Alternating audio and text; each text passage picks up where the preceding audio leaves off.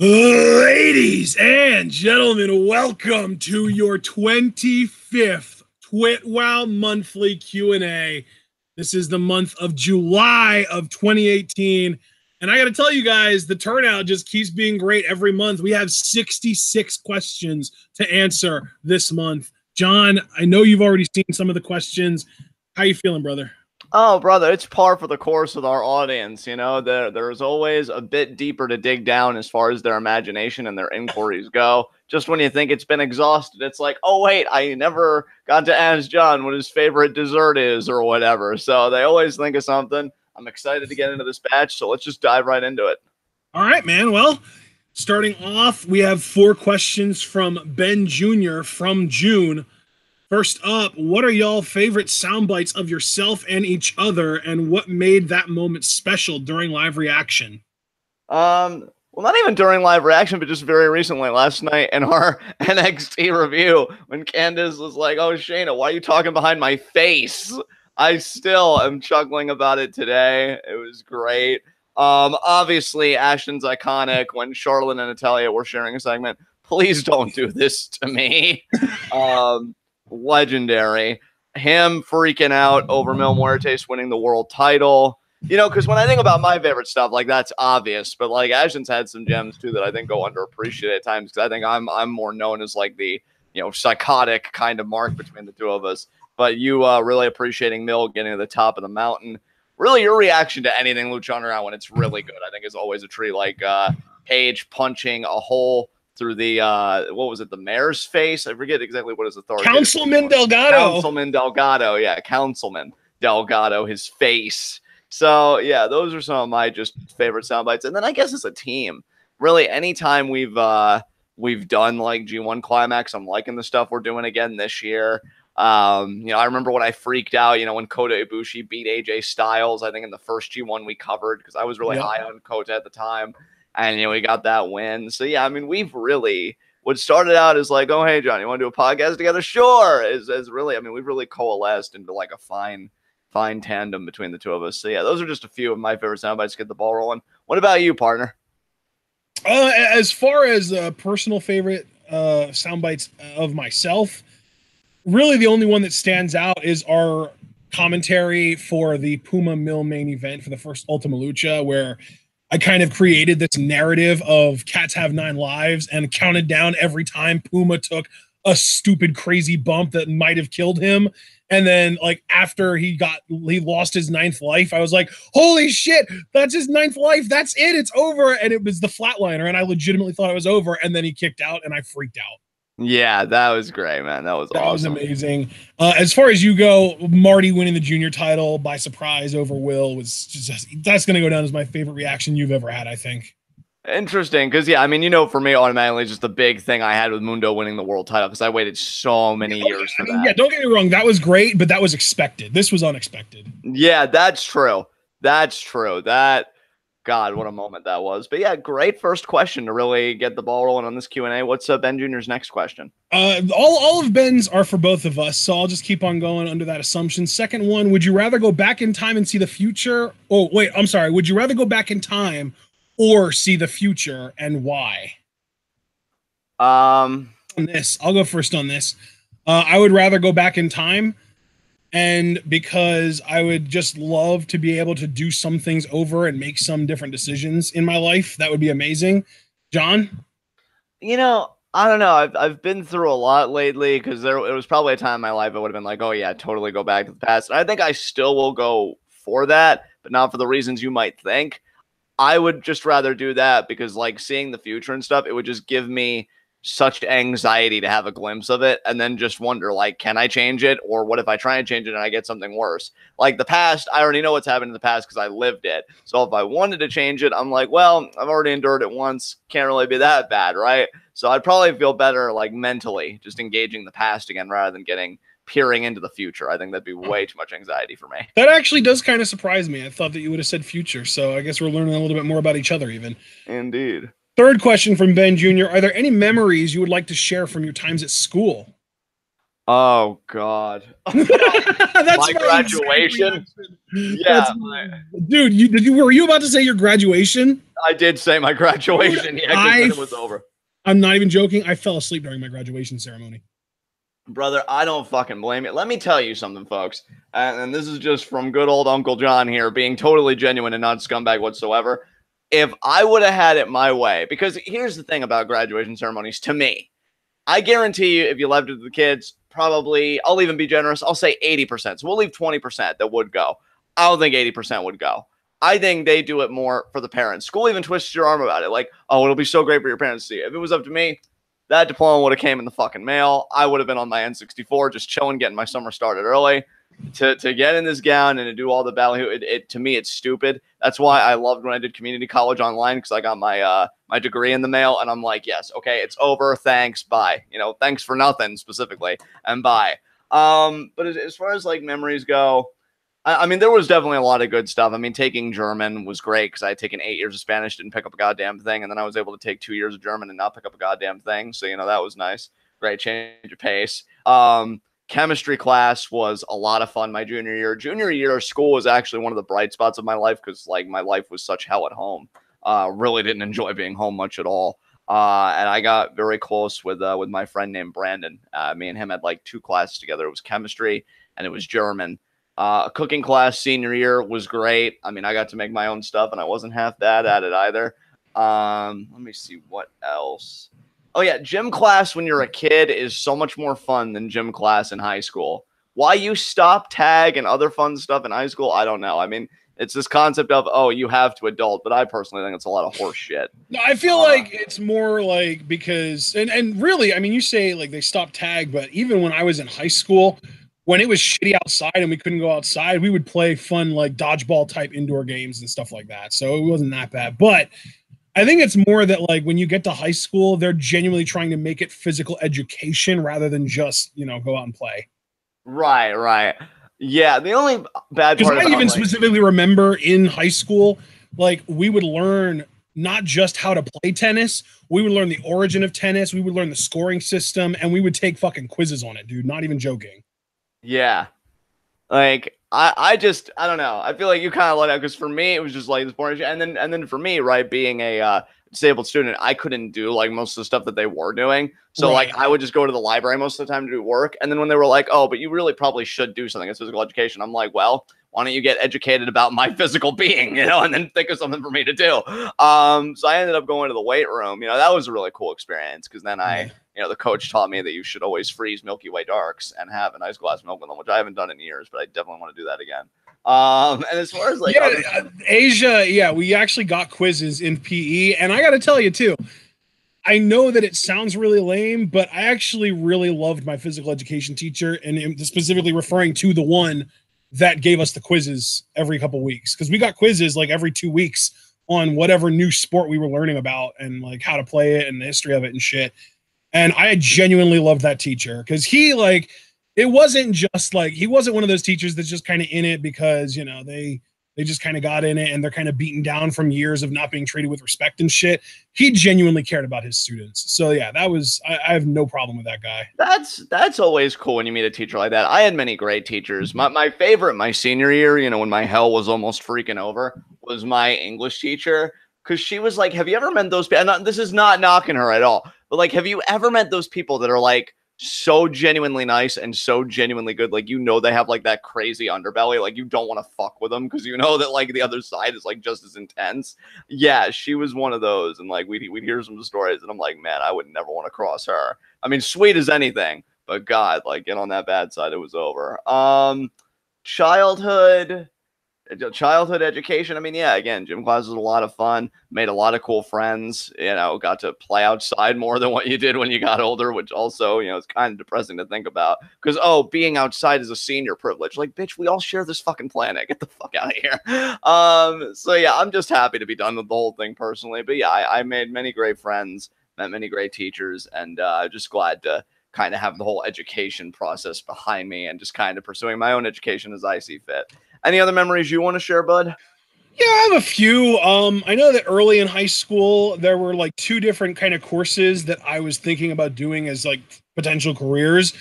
One of them was computer science, like programming and stuff like that. And I ended up taking a C++ class and I ended up taking a Visual Basic class, and eventually I ended up learning Java. And then the other course was actually architectural, like drafting and stuff like that, architectural drawing, stuff like that. And by my senior year, I still hadn't been able to decide, so I ended up deciding to go into web design because I thought that was like a cool combination of both, because like the architectural drafting was all working with like shapes and, you know, like squares and figuring out how to fit things together and stuff. And then like the computer science was the coding part.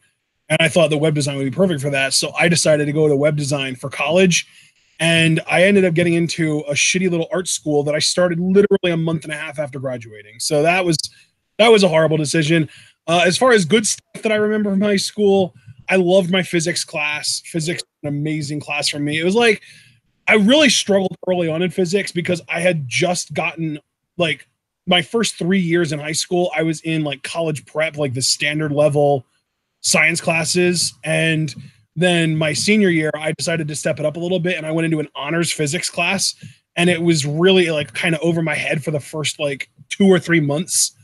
But then, like, I would say once I got back from Christmas vacation, everything started to click. And it was like, holy shit, this is how you figure out how the world works. And it was like this amazing aha moment where I started, like, it clicked. And it was like, I got this crazy passion for it. And I just absolutely loved it. And that same year, I was also taking AP Calculus. So those two classes kind of intersected at some points. And that actually kind of helped me a little bit. So it actually got to a point that by the end of my senior year of high school, I didn't give a shit about calculus anymore because I felt like everything that we had covered in physics was literally just what you would be learning calculus to apply it to in the first place. So I was so much more invested in the physics than the calculus that I stopped caring about the calculus completely almost. Like I was so much more into the physics class, and they were similar enough that it made me just not give a shit about the calculus. And then the only other story is that 11th grade, when you know, there was all that pressure of if you want to get into college, you need 2 years of a language. I ignored that for the first 2 years in high school. And then in 11th grade, I gave in and I got into Spanish 1. And it was at that point that I realized that I had a really like natural knack for language, and that like I really kind of was like above and beyond as far as like understanding how language works and shit compared to a lot of the other kids in the class. And I'm even talking about like the other 11th graders that did the exact same thing that I did, and not just the freshmen that we were in the class with, but like I was like me and one freshman girl were like the top of the class, and we were like competing with each other for who could get the best grade. And there were certain points that we were like over 100% because of extra credit and shit. Like it was pretty ridiculous. So yeah, that was probably one of the happiest classes that I can remember from high school, was being in that Spanish 1 class when I was 15 years old or 16 years old in 11th grade. Yeah, dude, that's awesome, man. That's really cool. All right, well, I guess we can move on to our next question. All right, fourth and final question from Ben Jr. If you could have a little conversation with yourself 5 years ago, what would you say? 5 years ago, I would have been 21, and I would have just gotten like here. So I'm just trying to think about my placement in life. 5 years ago, you literally just got back from your 6-month hiatus. Yeah. So let me think what I'd say to myself, which means that I wasn't necessarily in New Hampshire at the time then. No, you were, because you moved to New Hampshire in November of that year. Right. I'd say just. Sorry, you said New Hampshire. I thought you meant New Jersey, but no, you're right. You weren't in New Hampshire yet. You're correct. Yeah, I would have said, you know, just be patient with yourself. Just give yourself time, and everything that you want out of life, it'll come into focus. Because like literally a year after that, like everything started to change. It was like a huge snowball effect, but it was very hard. You know, very hard. So I think if I could talk to that younger self, I'd just be like, hey, you know, ease up on yourself. The world's already beaten you up enough. You know, don't give any blows to yourself there, and just be patient and kind to yourself, and just give things the time that they need. So what about you? What advice would you have given your younger self there? I mean, if it was only 5 years ago, it's different. I mean, I feel like 5 years ago isn't that long ago, but I would probably really just focus on like trying to hammer into my own head that just because you think that you know how something works or how something is supposed to work or how something should be, that doesn't necessarily mean that you're right. And even if it turns out that you are right, you should be okay with other people having different opinions than you. And that's something that I'm still working on to this day, but I was really awful about it 5 years ago. And I would say like 10 to 5 years ago. Like I've really only just started getting better about it the last like 2 or 3 years. Yeah, I mean, no, I hear that. As far as especially that last bit about self-improvement, I mean, you know what I've been, going through lately and the time I've been putting in, I totally hear that. Yeah. So yeah, good shit, man. Next question. Up next, we've got 4 questions from James. All 4 are for both of us. Up first, we've got a question from James here. If you had your own TV show, what would it be about? Honestly, it could be autobiographical because my life's so crazy. It is made. See, and I was even gonna say, like, is this a TV show about me, or is this like someone from a major network just told me that they were gonna give me a TV show, but I had to write it and produce it and direct it, and this is my brainchild? Right. I think if I was to make a TV show, it would be like a limited mini series, kind of like what you're saying, a bit more like on Netflix and stuff, documenting the trial of Socrates, but all dramatized and shit so that more people would consume it. I definitely want to do something philosophy related, and that's obviously like the best starting point. But yeah, if it's like about me, God, I mean that's easy enough. Although I would cut it off probably when I moved to New Hampshire, kind of give it that open ending. But all the stuff before that, yeah, you could definitely, like, it's like Shameless Light. Anybody that's a fan of that show, because I freaking love that show. Like, yeah, that's probably the best descriptor of it. So yeah, I do a limited series, Trial of Socrates. Asia probably knows what I'm talking about. She's in a philosophy course and she's owning it. So yeah, it's my answer. What about you? What kind of TV show would you make? I would make a wrestling show, but it would be sort of similar to Lucha Underground in the sense that it really would be a TV show about a wrestling show, but I would take it even further in that direction where I would have it feature not only like backstage interactions where someone's like, "Hey, give me a match," and then the guy that's in charge is like, "Sure," or like, "No, you can't. You have to fight someone else first," or something like that, like what Lucha Underground does. I would take it further behind the scenes. Like I would have it go to like, rather than just seeing like little like goofy over the top interactions between faction members like Worldwide Underground and stuff, I would have there be more like realistic kind of interactions between people backstage. Like, so for example, like I know you remember my theory on how Bray Wyatt was working for the Authority the whole time. Yeah. I would show the backstage meetings with the Authority, showing them being like, "Hey Bray, do me a favor, go take these guys out."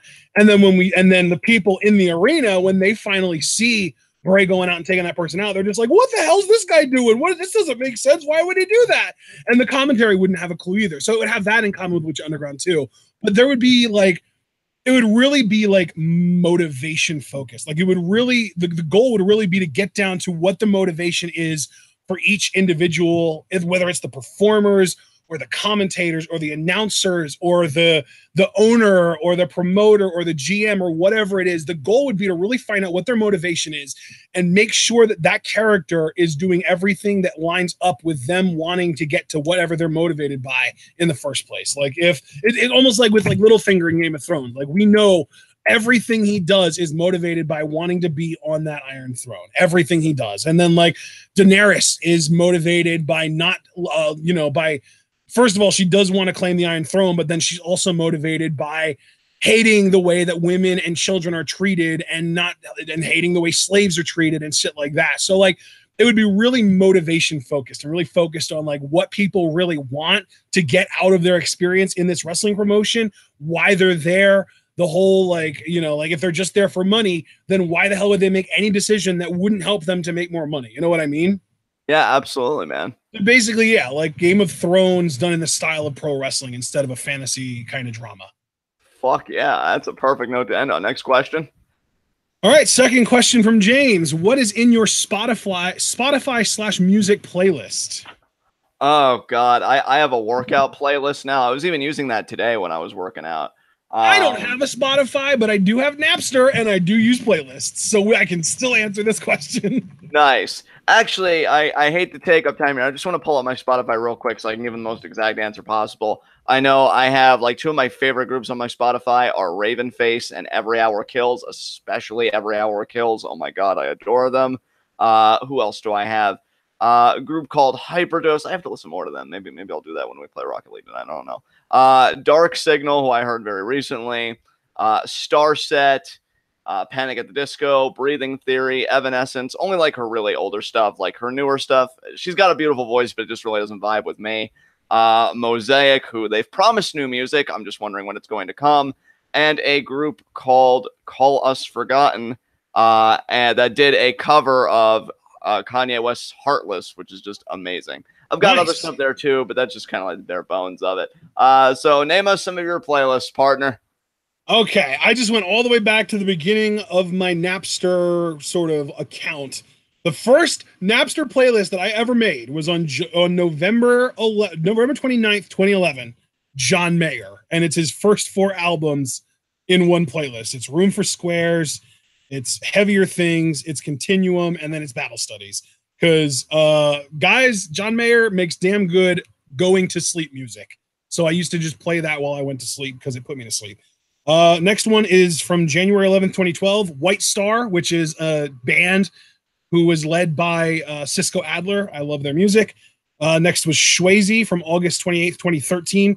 That is a rapper named Shwazy featuring Cisco Adler, who I just mentioned as the lead singer of White Star. Love their shit too. They have 3 albums, and I love every single song on all 3 of them, so that's a playlist. I have a Kid Cudi playlist. I have a Wallflowers playlist.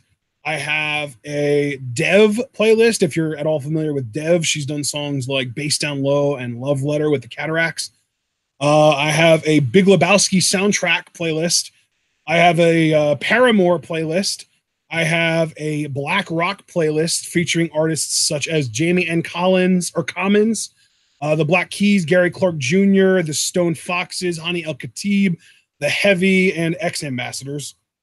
And then I have a Killswitch Engage playlist. I have a Weezer playlist. I have a Black Keys playlist. It's just the Black Keys albums. It's like 5 of them. I have an All Time Low playlist. I have another Cisco Adler playlist. I have a punk/alt indie playlist. I have a chill blues playlist featuring the Arctic Monkeys and Ed Sheeran and Hozier and Jamie N. Commons again and Matt McAndrew and more X Ambassadors. I have a 50 Cent playlist. I have a Kanye West playlist. I have a Kevin Michael playlist. I have a Fall Out Boy playlist. I have a playlist of songs that I remembered liking in college. I have a Marshmello playlist. I have a pop punk playlist.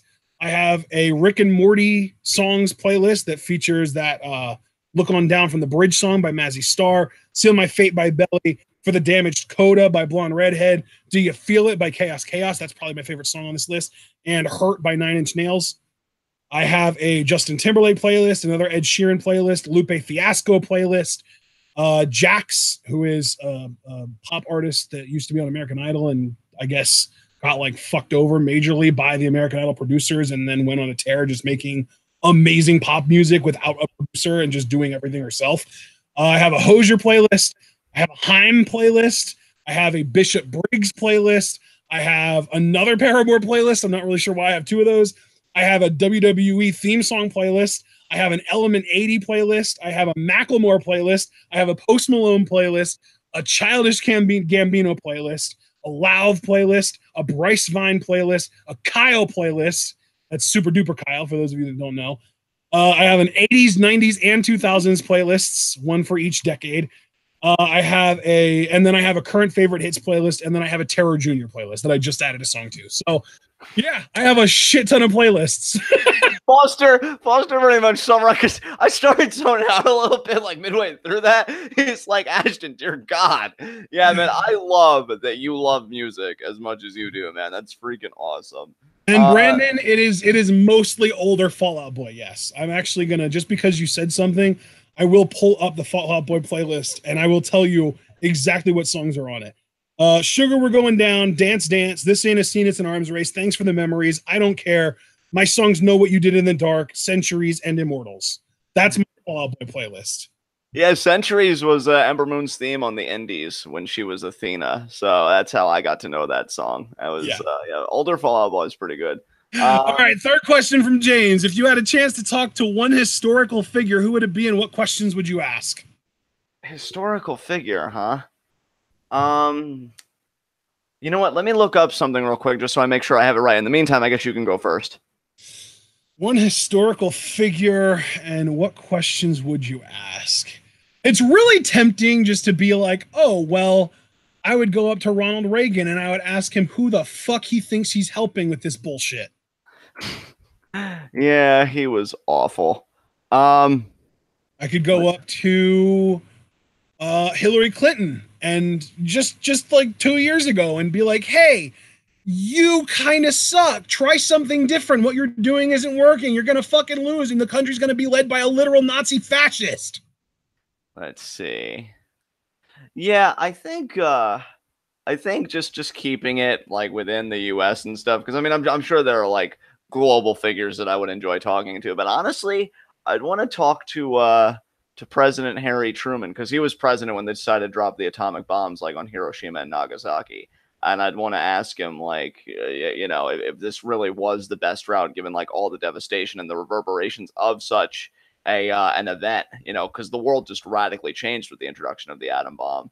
And I'd ask him like if he had any regrets, and if he didn't, I'd probably make him feel bad about it, because I'd be like, look at all this destruction you caused. This was senseless. Like, half these people weren't even like in military outposts or whatever. So yeah, I definitely want to have a conversation with him about the atom bomb. I think that'd probably be a good use of that power. So that's going to be my answer there. Yeah, I gave enough answers. I don't really know for sure. All right, let's move on to our next question. Fourth and final question from James: why does Finn Balor make me question my sexuality? I mean, if something's making you question your sexuality, maybe your sexuality isn't what you thought it was. Yeah, I mean, that's probably the most straightforward answer. I mean, I totally get it. I mean, Finn Balor with that smile, it's like, can I please draw you on a sketch pad? But first, I need to learn how to draw, period.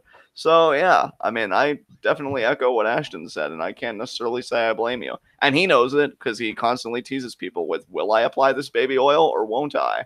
So, yeah, that's my thoughts on that.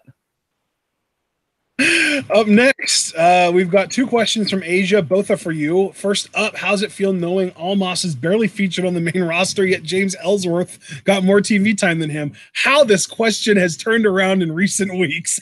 Yeah, suck a railroad spike, James. In fact, I'm talking to him on Facebook. That wasn't James. That was Asia. Oh, that was Asia. Yeah, suck a railroad spike, Asia. I just assume that James is always that mean-spirited. So yeah, Asia, you see where Almas is now, huh? You see where he is now? Yeah, that's my victory lap about that. And Ellsworth got fired. Yeah, so, I was going to say, Ellsworth got fired, and Almas is literally getting rumored to be in line for a push now, so... Hindsight, Asia. Hindsight. What's her next question? When Kyrie loses to and is decimated by Shayna, will Johnny Goodfellow finally die? It's what we all deserve. That depends. When Sasha's finally able to retain a championship, is the pettiness in you going to die? See how I answered your question with a question? No, I don't think Goodfellow will die, because Goodfellow exists in all of you. That's right. I infected you. I infected you, Asia, because you said that your heart has a pulse. Therefore, even if Kyrie gets destroyed, I have another vessel with which to live. So, no, she won't be destroyed. Okay. That's it. Yeah. We've got 4 questions now from Brandon Best. First up, these are all for, or no, they're not all for both of us. One of them's just for you, but not this one. This one's for both of us. Limp Bizkit ball caps or chain wallets? Limp Bizkit ball caps or chain wallets? What's the bigger fashion disaster? Definitely chain wallets. Yeah, chain wallets suck. Yeah. I will add though, if you're gonna wear a baseball cap backwards, it better fucking not have a hole in it. Yeah, please. I definitely agree with that part. I'm glad you chimed in with that there. But yeah, I'll go with the chain wallets. Fuck that. Those are more like trucker hats though, aren't they? Yeah, you might be right about that. Ones that have like the adjustable like thing in the back that would be in the front if you wore it backwards. Right. Yeah, I know what you mean. Yeah. Yeah, those hats are not meant for being worn backwards. That's like the ultimate white trash thing to do. Yeah, for sure. All right, second question from Brandon is just for you, John. Suzuki puts you in a submission hold for $60,000. What submission hold do you pick? I mean, my legs already don't function, so I'm assuming a heel hook would be fine. Just any leg-based submission, really. It's like, well, you can't really do any worse than where I'm at right now. So, give me $60,000. I can buy books for life. Suzuki gets to show off his submission prowess. much like donating to our Patreon, I call it a win-win-win-win. So yeah, that'll be my answer to that. Okay. I would have said just like an abdominal stretch, like the least painful looking submission I can think of. Yeah, I mean, I'm just owning life right now, though, bro. I mean, I handled that question. My God. Next. Third up from Brandon, who would win the Internet Memes Championship between Pepe the Frog and Ugandan Knuckles? As much as I hate to say, I'm sorry, but I actually have a fucking take on this. Ugandan Knuckles was a dead meme walking the moment that it showed up. Pepe is still relevant. Yeah, like I still see Pepe on like message boards and shit. I'm not a big fan of 4chan, but I do still occasionally go on there, and they still fucking use Pepe. Yeah, I hate to say this, but I completely agree with Ashton. That's not the part I hate to say, but like Pepe clearly wins because now he's taken on an even more political context with the alt-right kind of appropriating that image and using that and stuff. And now you kind of see it, to me, everywhere. So yeah, Pepe definitely. Because I didn't even, honestly, Ugandan Knuckles, because that's like the whole DeWay kind of crap. Yeah. I mean, I've seen that a little bit, but not nearly the prevalence. Yeah. Hypothesis gets it. Pepe is like the John Cena of memes. In the meantime, Ugandan Knuckles is like the fucking... what's the name of that guy who had like 2 vignettes and never showed up that was supposed to face The Undertaker? I don't remember. It was supposed to face The Undertaker? Not sure. I don't remember. Fine, then we'll just say, this is even better. We'll just say Ugandan Knuckles is the Luther Reigns of memes. Damn, Jesus Christ. It's just obscure. People don't fucking know what Ugandan Knuckles is, and it's like, in 2 years, nobody's going to remember it. Pepe's going to live probably forever.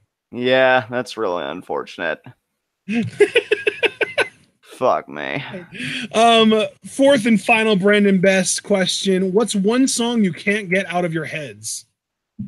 To this question, it's I Can't Get You Out of My Head by Kylie Minogue, you prick. Look at you. I feel like I haven't gotten any songs stuck in my head lately, which is shocking given who I associate with over here. I do have a genuine answer for this. Okay. There's a really, really recent song that just came out from Terror Jr. called Heaven Wasn't Made for Me, and it's amazing, and it's been stuck in my head for like days now. So that's my actual real answer.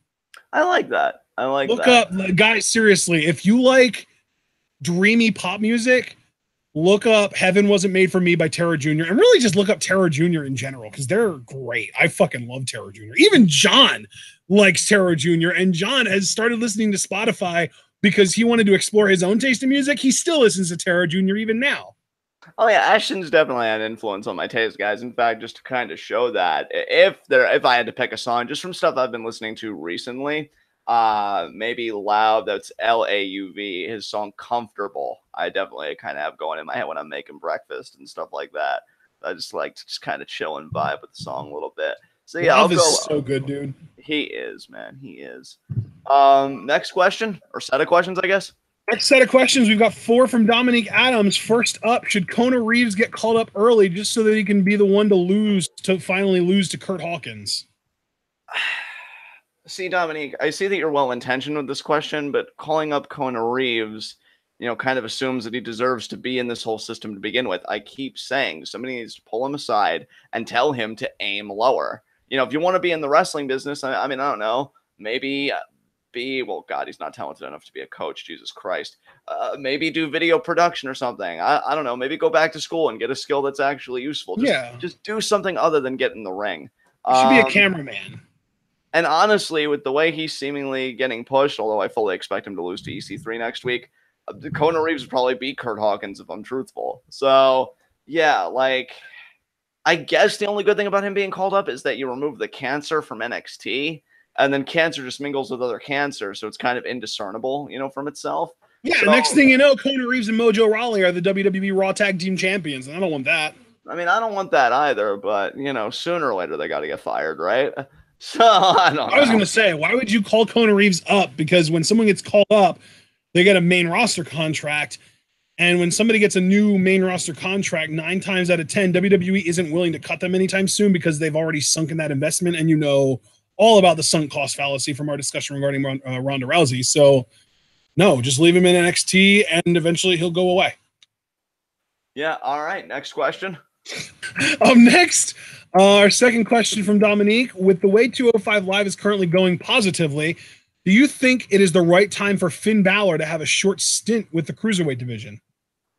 Honestly, wasn't it true that, like, or maybe not true, but like, wasn't it discussed by you and I that, like, I think you heard a rumor, I heard a rumor that he was in the doghouse because he wouldn't do a stint with 205 Live initially? Yeah, I did hear that rumor, but the rumor was from a source that was very unreliable, so I wouldn't buy into it. Well, okay, even not buying into it, let's just treat this with a clean slate, right?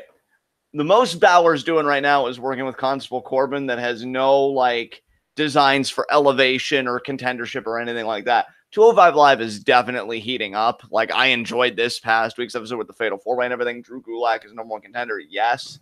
And whether it would be Finn versus Cedric or Finn versus a heel champion, let's say Gulak, just by being in the ring with Balor, with how Raw commentary, builds them, first ever Universal Champion, all that crap, that raises their profile and the profile, to me, of 205 Live, having somebody like Balor on there. He'd have, I think, better matches. He may even have better storylines with the way the 205 Live's kind of going. I mean, it can't really get any worse than being in a storyline that's completely rehashed from Cass Bryan. So, yeah, honestly, I think Balor's in a point in his career where I know people are already raging, like, oh, when's he going to get back in the main event? When he's going to get his Universal title back? And I am one of those people, like, I'm rooting for him to get back there. But you got to be pragmatic. Like, he's kind of nowhere right now. I think with 205 Live, oddly enough, he'd get more direction. So I'd be all for this. What about you, Ashton? What do you think? I think that it would be highly beneficial for both Finn and the Cruiserweights if he was able to represent them on the main roster. In other words, have Finn show up on 205 Live and Raw in any given week at the same, like on the same week. Like, have him show up on Raw, have him wrestle somebody from 205 Live, put on a great like 15-minute match with like a Buddy Murphy or a Cedric Alexander or a Gulak or someone along those lines, and then go to 205 and just wrestle quick matches, just to get other guys over, because he's, and even then, honestly, I would even argue that it'd almost be even more beneficial for him to not wrestle on 205 Live. Have him, you can even turn Finn heel and have him be this snobby heel who gets put into the Cruiserweight division but refuses to wrestle on 205 Live. And it would work out great for everyone, because then not only would you have this dickhead heel who can eventually become your Cruiserweight champion and put someone over, but also a character who forces you to bring Cruiserweights over to Monday Night Raw to have them fight him, because he won't go to 205 to fight them. Right. Yeah, I dig that. Imagine, like, over a month, we have, obviously, over any given month, we usually have 4 episodes of Raw, 4 episodes of 205. So episode 1, we say, Finn, you're now in the Cruiserweight division, and you're going to have your first match against the Cruiserweight tomorrow on 205 Live. Following week, or the following night, he never shows up. He cuts a promo via satellite saying, listen, I am a bigger deal than 205 Live. 205 Live doesn't deserve Finn Balor. If you want me to wrestle Cruiserweights, you'll send them to Raw, where I belong. Next week on Raw, Finn versus, say, TJP. Heel TJP happens. Finn decimates him. Actually, you know what? It would have to be a face, so it won't even be TJP. It'll be Noam Dar. So it'll be Finn versus Noam Dar. Finn decimates him. He beats him in maybe 5 minutes, right? Right. Following that on 205 Live, they advertise Finn Balor versus Lince Dorado for tonight. He comes on via satellite. He says, listen, you can stop advertising me for 205 Live. I'm never going to wrestle on this show. If you want me to wrestle Cruiserweights, you will send them to Raw like you did with Dar. But maybe next time send me a little bit tougher competition. So then the following week, it's Buddy Murphy. And they put on like a 10-minute match and Finn wins. And then we continue this until eventually Finn shows up as a live via satellite promo on 205 Live. And he literally just says, listen, I'm getting bored with all of your undercard guys. He wouldn't actually say that. He was getting, maybe I'm getting bored with all of these cruiserweight jabronis coming at me like flies to a light. And I want the championship. If you're going to have me as a part of the cruiserweight division, we might as well acknowledge that I'm the best that you have to offer. And he challenges whoever the champion is at the time. Maybe it's Cedric, wins the title. And all of a sudden, the Cruiserweight champion is on Monday Night Raw. So all of his title defenses now are going to be on pay-per-views, and hopefully not just the goddamn pre-show. Yeah, absolutely. That's what I would want to happen if Finn ever went on 205 Live. Like, I don't want for it just to be Finn suddenly disappears from main roster programming and only ever shows up on 205. That would suck. Nobody would care about Finn anymore. And, like, that's the thing. WWE thinks that bringing bigger names to 205 Live will make people care about 205 Live, but all it does is make people not care about those so-called bigger names. Right. So I think your best bet is to have 205 Live continue churning out great matches, but have one really good match on every episode of Raw from the Cruiserweights just to highlight them and be like, hey, if you enjoyed this, you get an hour worth of it tomorrow night. Yeah, exactly. No, I love that. And not tag team matches either, because they tried that and it never works because people don't give a shit about tag matches when they don't know anybody in them. Like, you've got to have someone that people are familiar with going against someone that you want them to get familiar with so that they can actually get familiar with them. No, I agree. Yeah, no, I really enjoy how you broke down Finn being on 205 Live to really get like the most mileage out of it. That's really cool. All right, third question from Dominique Adams. What'll it take for you to realize that, this is just for you, by the way, John. What'll it take for you to realize that Boss Pirates will never happen and that Kairi and Sasha should kill each other instead? I will never give up the dream, Adams. Okay? It's not happening. I will hold on to that dream forever. I mean, Asia kind of wavers in her beliefs sometimes, but I always seem to kind of set her straight back on the right path.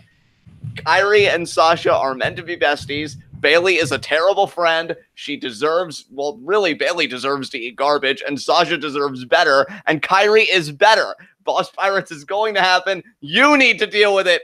You need to deal with it. That's my answer to that question. Next question. You okay? No. Next question. Fourth and final question from Dominique Adams. What would you consider the worst match type invented in wrestling history? I'm going to answer this right now. Punjabi Prison. They said worst match type, so not specific to the E, right? Correct. Whatever. What was that match called? King of the Mountain match? No, okay. But it is TNA. You're on the right track. The reverse battle royal? The X Division X skate match with that dome looking thing. Okay. That was crazy and like, wow, what the hell were you even thinking? I'm gonna name that one. So that's my answer. Wasn't there like a lockbox challenge in TNA 2 where somebody won the women's championship via opening the right suitcase? Yeah. God, how horrible. That was the same segment that Daphne had to do a strip tease for. Yeah. God, they treated her the current, or I guess the previous women's champion ended up not, she lost the title, but she got her spider back because I'm pretty sure it was Tara. Yeah, no, you're right about that. I think that's exactly what happened. If that's considered a match type, easily that. But if not, then I'm definitely in. No, it's not Feast or Fire. But if that doesn't count, I think it was called Lockbox Lockdown or something like that. Lockbox Challenge, something along those lines. But if that doesn't count as a match type, I'm gonna roll with the Punjabi Prison. All right, man. Next question. Up next, we've got 4 from Hypothesis. First up, do you think Jinder Mahal, being the nephew of Gama Singh, qualified him for the nepotism card? I'm going to say no because A, I don't know who Gama Singh is, and B, I'm assuming he never did anything for Vince. All right, I'm going to echo those sentiments. We can move on. All right, second question from Hypothesis. If there is life on other planets, and I'm just going to come in right here and say there probably is, do you think they have their own versions of flat earthers? No, I don't. No, I don't think so. I was gonna be cute and be like, probably, but no, they don't. Although, like, the thing is, like, when we think of life on other planets, I know people's default is like aliens, but when I think of life on other planets, I just think of like microbial organisms, and I'm sure that there's some like frittata microbial organism thinks that it's smarter to like walk over the steam vents instead of avoiding them. So I guess if that's like the equivalent of a flat earther, then maybe yeah. God, the whole way you just described that was hilarious to me. There's probably some frittata. But no, I agree. My whole problem with talk of aliens, which I used to buy into as a kid, like it's way too anthropomorphized. Like why do aliens, like why are we projecting like our image of like, the arms and the legs and stuff like that, like onto them? I agree with you. I think it's more like on a basic organism level. Like you think about like bacteria, that's kind of how I feel of like alien life that's on there. But yeah, who even knows, guys? But I'm sure they don't have flat earthers. All right, third question from Hypothesis. If Super Smash Bros. Ultimate gets more Echo Fighters, who would you like to see added as an Echo Fighter for who? I really can't answer this question because I'm not that deep in the Smash kind of lore and the fandom and stuff. Okay, so Echo Fighters are like basically like clones. Like they're not literal clones, but it's like, you've played Super Smash Bros. Melee before, right? No. You've only ever played the original Super Smash Bros. Game? Yes. Ooh. Okay, then like Luigi is a Shadow Fighter to Mario. Or Echo Fighter, I mean. Like Okay, so they have the same idea as far as their skill set goes. Like they both have the fireballs and they both have, the uppercut for their up B move and that kind of stuff. It's just there are slight alterations, but it's like they have very similar skill sets with very minor alterations done. okay. So it'd be like So like Daisy is an Echo Fighter for Princess Peach, and like I think Wolf would be considered an Echo Fighter for Fox, and Roy is basically not actually, but might as well be an Echo Fighter for Marth. okay. Roy's our boy. Roy's our boy. Sorry, go ahead. Oh, So no, the question is essentially I want Lynn from the first English Fire Emblem game, Fire Emblem 7. I think it's called Blazing Sword. I want Lynn as an Echo Fighter for Lucina. That would be amazing. God, like I'd have to also take Hector as an Echo Fighter for Ike. I love Fire Emblem, guys. It's so good. Wait, are those So it's like an Echo Fighter, and it doesn't even have to be a character that's in the game then, apparently, right? It could just be no, the point is that the Echo Fighter is not in the game yet, but they're an Echo Fighter of someone already in the game. Oh, okay. Yeah, this is still gonna be hard for me because I'm really just not knowledgeable.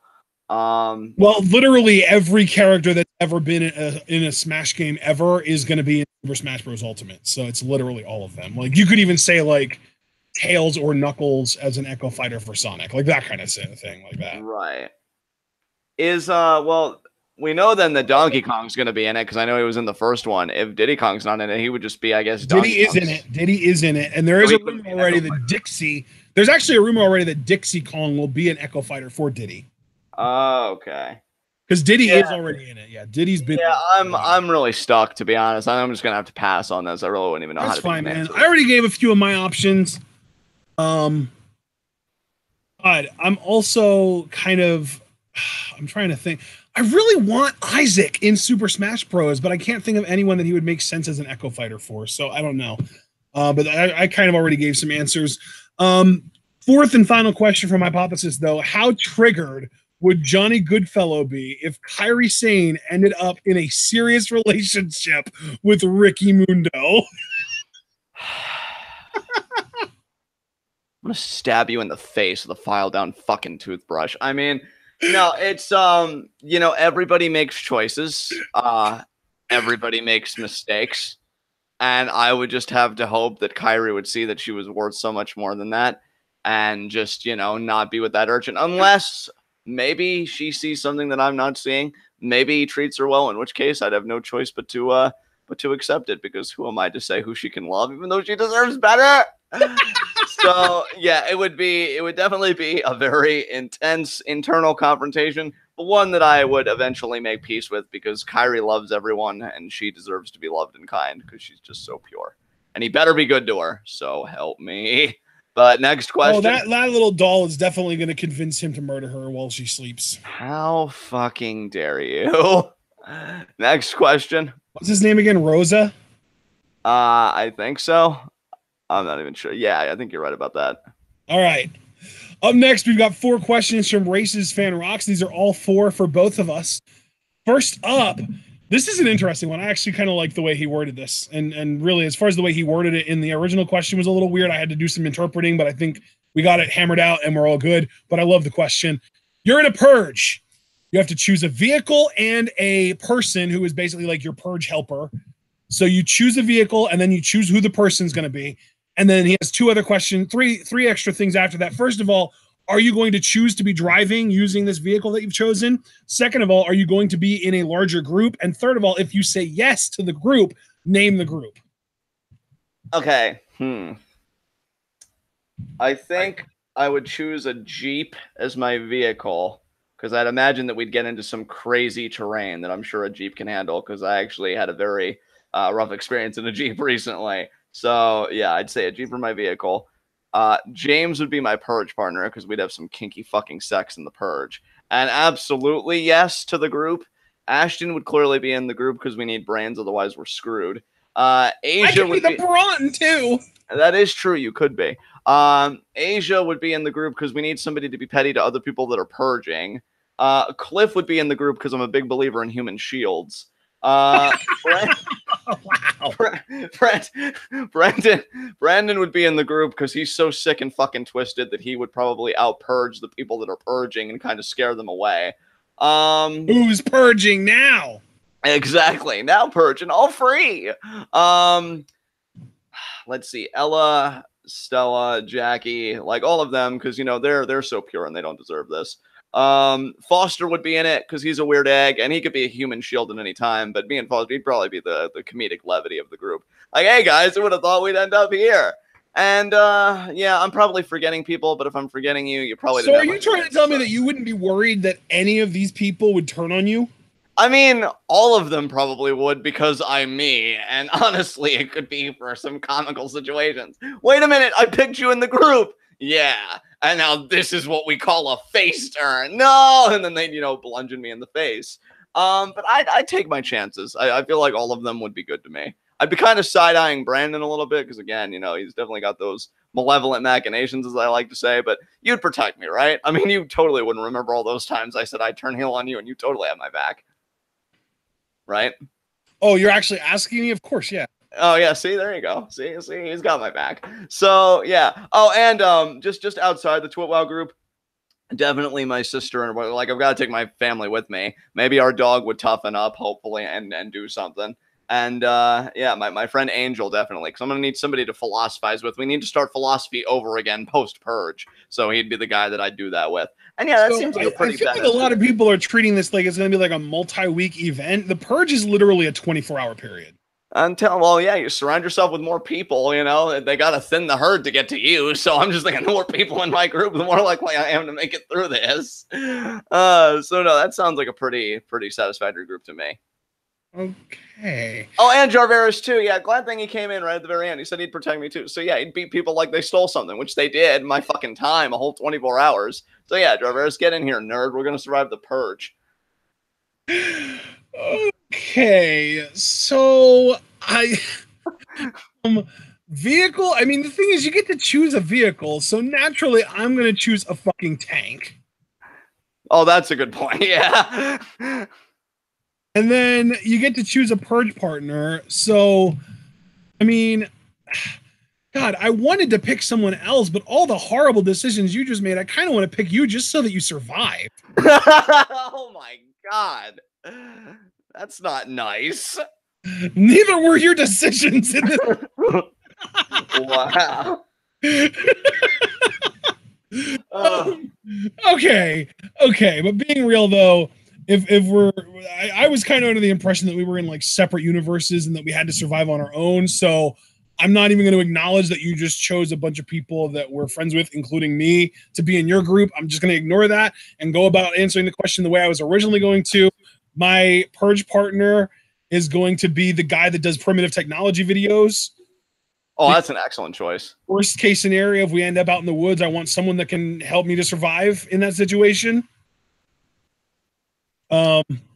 And then as far as whether I would be in a group, no. If I would be driving, hell the fuck yes, because I don't want to be just standing still in my tank. It's kind of a huge target. I would like to, you know, be able to be mobile so that if somebody decides, oh, hey, there's a tank, I'm going to go stab and shoot at it, and maybe someone's inside that I can kill, I would be moving, and they wouldn't be able to like just kind of focus and hunker down and really penetrate through the armor of the tank. So I want to be moving and probably even driving through a big ass forest so that there's a limited amount of space on either side of my tank that people could try and get at me with. And no group, just me and primitive technology guy in the tank chilling. If I had to have a group, I would want John and my family and his family to be with me, and that's about it. And that would be, yeah, that would be my survival tactic. But I mean, realistically, I wouldn't want a vehicle either. I would just want a really good secure house like the people in the first Purge movie, but I wouldn't be fucking stupid enough to open any security stuff. That makes sense to me. All right, I guess we can move on to our next question. All right, we've got that was actually our first question from Racist Fan Rocks. 4 second up, rank the CM Punk theme songs worst to best.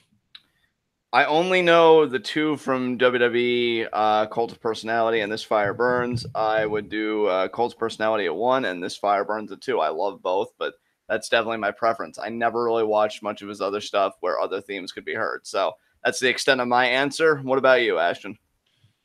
Give me just a moment. I'm going to pull up a list and see if I can find what other theme songs he's used.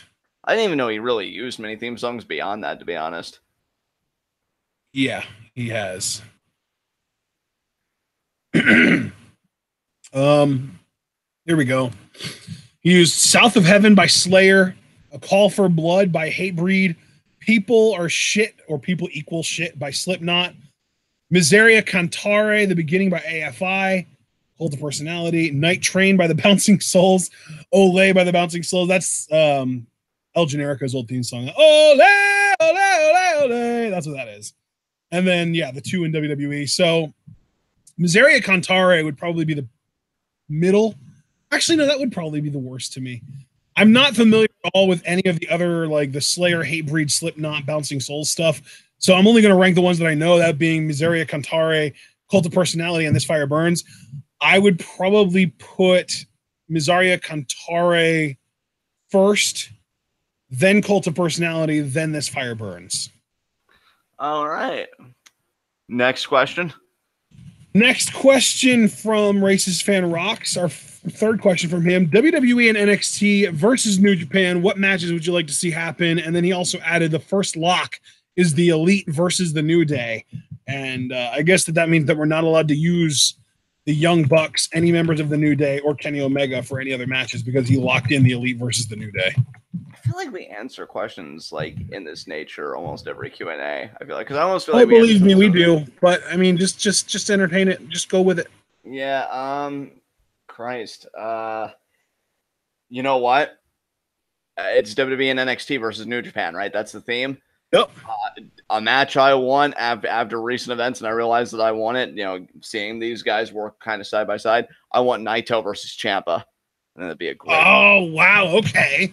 Naito versus Ciampa. See, and I wanted like Ciampa and Suzuki and ZSJ versus three, like maybe like Tanahashi and Daniel Bryan and Seth Rollins. That's my ultimate match right there. Yeah. Three just evil, brutal motherfuckers taking on three of the best, most well-liked performers in their companies. I'd say, Seth Rollins versus Okada. Suzuki. Actually, no, ZSJ. ZSJ versus Daniel Bryan. Suzuki versus Joe. AJ Styles versus Tanahashi, because they've done it in New Japan, so now you can do it like, you know, it fits in the rule there. Let me see here. I don't know why, but I really want to see Johnny Gargano versus Ishii for some reason. So I'll go with that. And you know what? I think I'm going to stop there. I think, yeah, I'm actually really content with that card at present. All right, well, I already have my big main event is Ciampa, Suzuki, and ZSJ versus Tanahashi, Bryan, and Rollins, and I love that. I think that's amazing. Nice. I want Buddy Murphy versus Sonata. Oh, I like that. Just two guys that are just freaky athletes that can do kind of everything, just kind of going up against each other. I really like that idea. Let's see. How about God? Is it sad that I can't think of anyone that I really want out of NXT because it's literally just like Ciampa and then a bunch of other people? Yeah, right. Like I don't really care that much about Aleister Black. I mean, Adam Cole's great, but I don't know if I would want him on this show. Because like we've even already seen like O'Reilly and Fish in New Japan, and it wasn't anything like crazy or amazing or anything. You know what though? I will do the current tag team champions, Roderick Strong and Kyle O'Reilly versus Roppongi 3K. I like that. I like that. Yeah. Who's a good Ishii opponent? God. Let's see. Do I want to go with someone that can do strong style with Ishii, or do I want to go with someone that Ishii would have to adapt to? I love Ishii having to adapt to his opponents. That's why I think I picked Gargano, right? Because I think he'd have to adapt at least to a degree there. I love when we get to see Ishii's other sides because we already know he can do strong style with the best of them.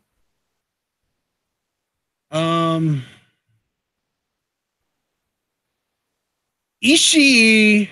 Oh, here's a really different one.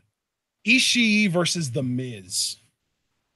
Oh, I like that. Yeah, let's see what they can do together. Ishii already showed against Toru Yano that he can adapt to an opponent that is all about cheating, but how would he adapt to an opponent like Miz who cheats in such different ways than the way Yano cheats? Yeah, no, I love that idea. That's so cool. Yeah, that's a really different one. And speaking of Yano, let's do Yano versus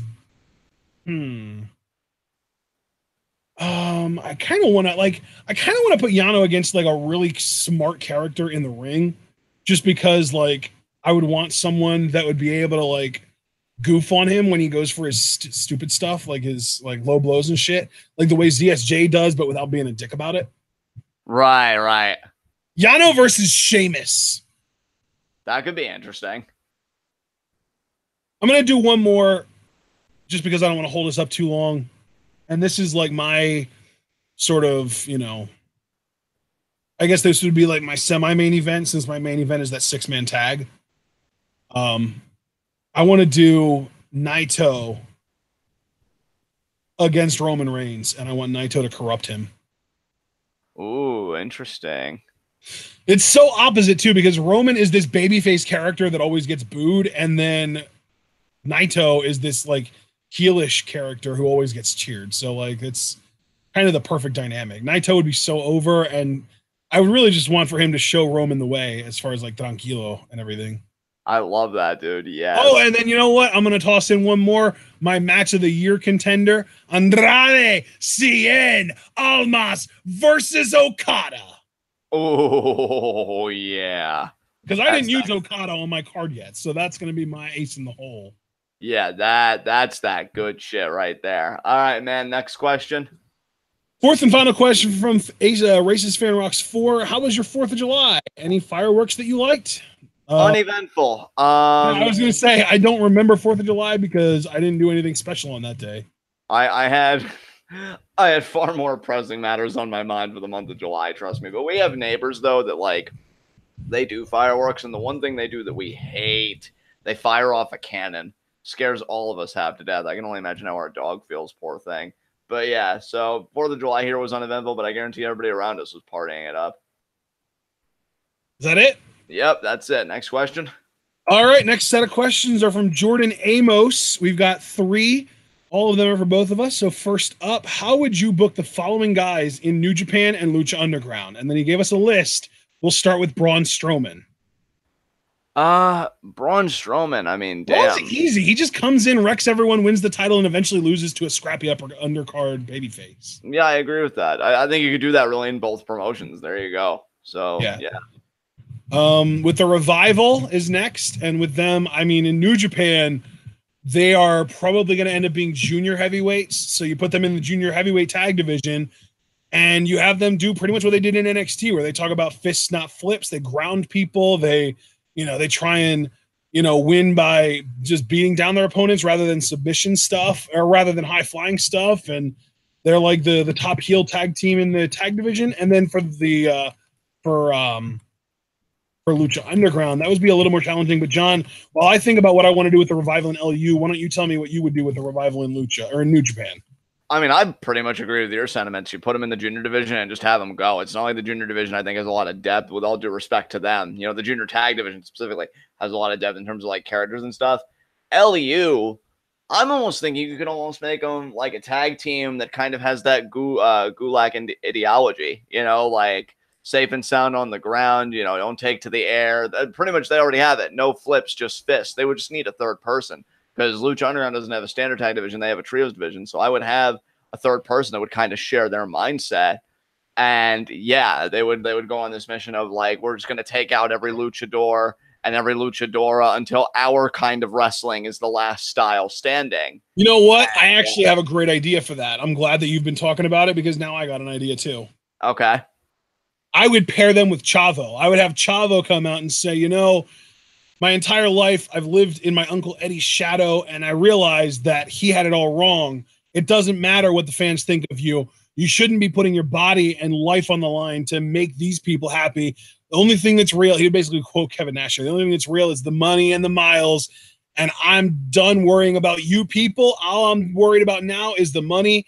And I'm not going to worry about the miles because this is all going to be happening in this temple. And I brought in a tag team, and we are going to become the most dominant trios champions Lucha Underground has ever seen. And they are going to stifle every last person in this temple that thinks that high flying and being flashy and pandering to you people, to you believers, is the way to do it. And that's where the Revival come in. Yeah, dude. Love it. Perfect. Who's next on the list? Well, it's kind of awkward because there are no women in New Japan, but he did say Sasha Banks. So I think we might have to just kind of forego New Japan unless you would rather because neither one of us really pays that much attention to Stardom either. So we couldn't even really book Sasha in Stardom, right? Unfortunately, no. And really, my end game would have been getting her in the ring with Io. So Sasha would just be better staying put in that case for that goal to happen now. But in Lucha Underground, that could be a little bit more interesting. What would we do with Sasha and Lucha? I would definitely want her to be like a female Prince Puma, kind of. Like I don't know if we probably wouldn't want to put like a mask on her or anything because she does, she is attractive. But I think I would want her to be like they find out like out of nowhere she just shows up and all of a sudden like holy shit, we found what actually is the last remaining member of the Jaguar tribe. She's like this, it's a female and she's here. And as it turns out, she's also kind of a badass fighter too. And kind of give her that like baby face push, and eventually she'd get corrupted and go heel. But to start, she would definitely have to be a face. I agree with that last sentiment from you. Personally, I would bring her in and I would have her and Ivelisse, form kind of a tentative friendship, the Boston bitch connection, so to speak. Oh, I love that. they could say that, like, we see people around here like Johnny Mundo and maybe throw a few other guys around here. It's time that Lucha Underground Championship had a woman's touch, especially women like us. And they're both working to win the Lucha Underground Championship. I'd have Ivelisse do it before Sasha because she's an OG, so that's like kind of me paying my respect. And that would be the catalyst for Sasha turning heel because even though her and Ivelisse were friends, she always like deep down inside thought she was better than Ivelisse. And she thinks the fact that she's world champion to be a bunch of crap. And then they have a feud for the Lucha Underground title. So it'd be like an all kind of women's program for the world title. And then we'd get back to the intergender stuff that I know we all know and love. So yeah, and I would also never, ever, ever ask her to speak anything other than English because she is not a natural language person at all. Right. So yeah, that's really how I would do it. Ivelisse, it takes her a lot to trust somebody. I mean, we've seen her past relationships, but we've never really seen it from like a girlfriend dynamic, which I also think is interesting. That could be interesting, yeah. And it would be cool if they were like, maybe, dude, the two of them and Exolicious as a trio. Dude, yes. Like, yeah, for sure. I love that. All right. Next up was Finn Balor. And for him, I mean, just, send him back to the Bullet Club for New Japan. He would probably, because we already know that Tama Tonga wants him back, so he would probably become the new leader of the firing squad, and he would kind of lead them to more success. Maybe even, flirt with the United States Championship because, New Japan tends to put their bigger names in the U.S. with that title. So maybe Balor would make sense for that. But obviously they would still want him to be a junior or a junior because that's what he was even towards the tail end of his career before WWE got him. Yeah, I mean, I pretty much agree with your line of thinking. The only difference is I think because Tama Tonga asked for Balor back so long ago and so much has changed, I think if Balor was to come back and try and assume the leadership role, Tama Tonga would feel a certain way about that. So then they'd have a feud. And maybe that feud that would lead to Balor having control of Bullet Club Firing Squad, because I just think, it'd be better that way. Maybe Tama Tonga would just go on his own on singles, maybe figure his own shit out. But yeah, I mean, other than that, I agree with everything you said with Balor. Anybody else on the list? Jack Gallagher and Rusev were the other two. Jack Gallagher and Rusev. Jack Gallagher, fuck. I don't know what to do with Gallagher, honestly. Like, Gallagher and Balor, I feel like would fill pretty much the same role in Lucha Underground as far as just like coming in and being like that exciting new like white meat babyface, like Son of Havoc-esque kind of guys. Right. And then with Rusev, I mean, there's a lot you could do with him, but I don't really know what to do with him. Yeah, I'm pretty much right there with you with both guys, so I really don't know what to say, because Gallagher is such an awkward fit. Yeah. Gallagher really is like definitely best fit where he is. Like maybe he'd be a better fit in NXT or even NXT UK, but I can't imagine him being made a big deal out of in New Japan or Lucha Underground. Yeah, I definitely have to agree with you on that. And Rusev's a complicated deal because obviously they couldn't call him Rusev or do Rusev Day, which is his bread and butter right now. But I don't know like what alternative gimmick or whatever you could give him. So that really complicates things. His real name is so like, I mean, don't get me wrong. His real name is actually extremely Bulgarian. Like it's, I'm gonna do my best at pronouncing Rusev's real name. Are you ready? Yeah. Miroslav Barnyashev. Oh, nice. I don't think he'd be able to use that in a primarily American speaking promotion like Lucha Underground. So they would definitely have to give him a new name in Lucha. They might use that in New Japan just as like a way to get him that foreign heel heat, like a complicated name that's hard for the announcers to pronounce and stuff. So maybe, I don't know though. It's tough, man.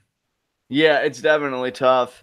With that said though, Foster, I guess we can move on to our next question because I really don't know. Second question from Jordan Amos. Do you guys know of or have seen any musicals? I know of some, but I haven't seen any, no. I know of some as well. I know we watched The Sound of Music one time in school, and I know I watched the musical The Repo Man. We watched the musical. What was that musical from the other guy that directed the fucking Whiplash? My favorite. La La Land. La La Land. Yeah, we saw that. Yeah. I was unimpressed. I think I actually fell asleep at some point in that movie. Yeah, I don't blame you. So watch Whiplash instead, folks. Best cinematic experience fucking ever. As far as musicals go, though, I actually have seen Sweeney Todd, the Demon Barber on Fleet Street. I enjoyed that. Yeah, I've never seen that film from beginning to end, although I've always kind of wanted to. It's always been in the back of my mind. I have heard the song, though, Pretty Women, when Johnny Depp is kind of shaving, I guess, the guy that's supposed to be the antagonist or something in the film. And they do a really great job of like building up that tension. Like, oh, is he gonna slit the throat? Is he not gonna slit the throat? So yeah, it was pretty good. But yeah, that I think is the extent of my musical knowledge. So I really can't add more than that. Yeah, I'm trying to think if I've seen any other musical. Like, I mean, the thing is, like, they're not really musicals, but a lot of older Disney movies are very musical throughout. So I guess that kind of counts, but not really. Right. So. All right. I guess we're going to move on from that. Up next, third and final question from Jordan Amos. 3 indie guys that should join NXT UK. Now, Jordan, I know you're in chat, so I wanted to ask you this. I was assuming that NXT UK was basically just going to be Progress. So is it okay if we choose guys that have been in Progress but haven't been on any WWE programming yet? Or do we specifically have to choose guys that are not in Progress either? I just want Jordan to answer this question because I'm not sure how to go about answering this one. Yeah, once we get clarification on that, we'll probably have an easier job answering that. He said, of course, but I'm not sure what he's saying, of course, too. He said use any guys. Okay. So my 3 answers, he said 3 indie guys that should join NXT UK. First of all, Chris Brooks from CCK. And you know what? While I'm at it, might as well just add in Kid Lycos too. So both members of CCK. And then I also want to add in, and I guess I'm going to have more than 3 answers now because I wasn't originally just going to say Chris Brooks and then one other person and then one other person. But we'll toss in Kid Lycos and make it just CCK. And then TK Cooper And Walter. Agree with Walter. I liked what I saw TK Cooper, so I'll sign on to that as well. Let me think here. Dude, if you had seen CCK and really specifically for me, Chris Brooks, prior to this question, I guarantee you'd be signing on to that too. So probably. You have great taste, so I have no doubt about that. Chris Brooks is basically Kiwi on Helico. I guess I'll say Jimmy Havoc. There we go. So yeah, Jimmy Havoc. Do you really want him in a WWE product though? Yeah, they probably really water him down, wouldn't they? And actually, I take back Kiwi. I was thinking about TK Cooper. TK Cooper's Kiwi. Chris Brooks is British on Helico. That's my bad. Let's see. I'm looking through a list of people. See, I'm really liking ZSJ in New Japan and Will in New Japan, so I won't say either of them. They already have Pete Dunne. Yeah, I'm really struggling with the third one. Who would be my third person? Let's see. Gilbert? Oh, Michael Gilbert, aka Mikey Whiplash. Yeah, you know what? We could go with him. I think as Michael Gilbert, he'd actually be a really good fit for the NXT product, being that more like pure wrestler. So yeah, Michael Gilbert's actually a great choice. Yay, I helped. All right, up next, we've got 4 questions from Rotten Butter. First one is the usual. I already went down my music stuff related to this month, so I guess I don't really have that. So, John, I'm going to let you kind of take over. Oh, dude, I mean, this month, you know how crazy this month's been for me with Dodgers appointments and everything else. But I've just been listening to music. We've been playing a shit ton of Rocket League. We're starting through My Hero Academia, the latest season. It has been so good. Oh, my God. Just keeps getting better. And I know we're going to be resuming Food Wars soon. Love that one as well. But that'll come a bit later. It's funny that you're asking this question now, because I think tomorrow is the day that the latest season of Orange is the New Black drops, and I know I'm going to want to consume the shit out of that. As far as the book side goes, now that I got everything stabilized on my computer and stuff, I've been reading again. I read an amazing paper about sexual violence and consent by a colleague of mine that was great. And I read a book from a very dear friend of mine, Taking Back Philosophy, which is all about broadening the philosophy curriculum in North America to include like non-European kind of branches of it. So like Chinese philosophy, African philosophy. He abbreviates it as least commonly taught philosophies. It's an amazing book. I finished it last night. So good. And I'm working through a book now. It's an autobiography of a philosopher I'm very fond of. So that's another thing I'm working through. Playing more Talos Principle. That's still an amazing game. I'm getting a bit frustrated though, which is is to be expected. Let's see, what else am I doing?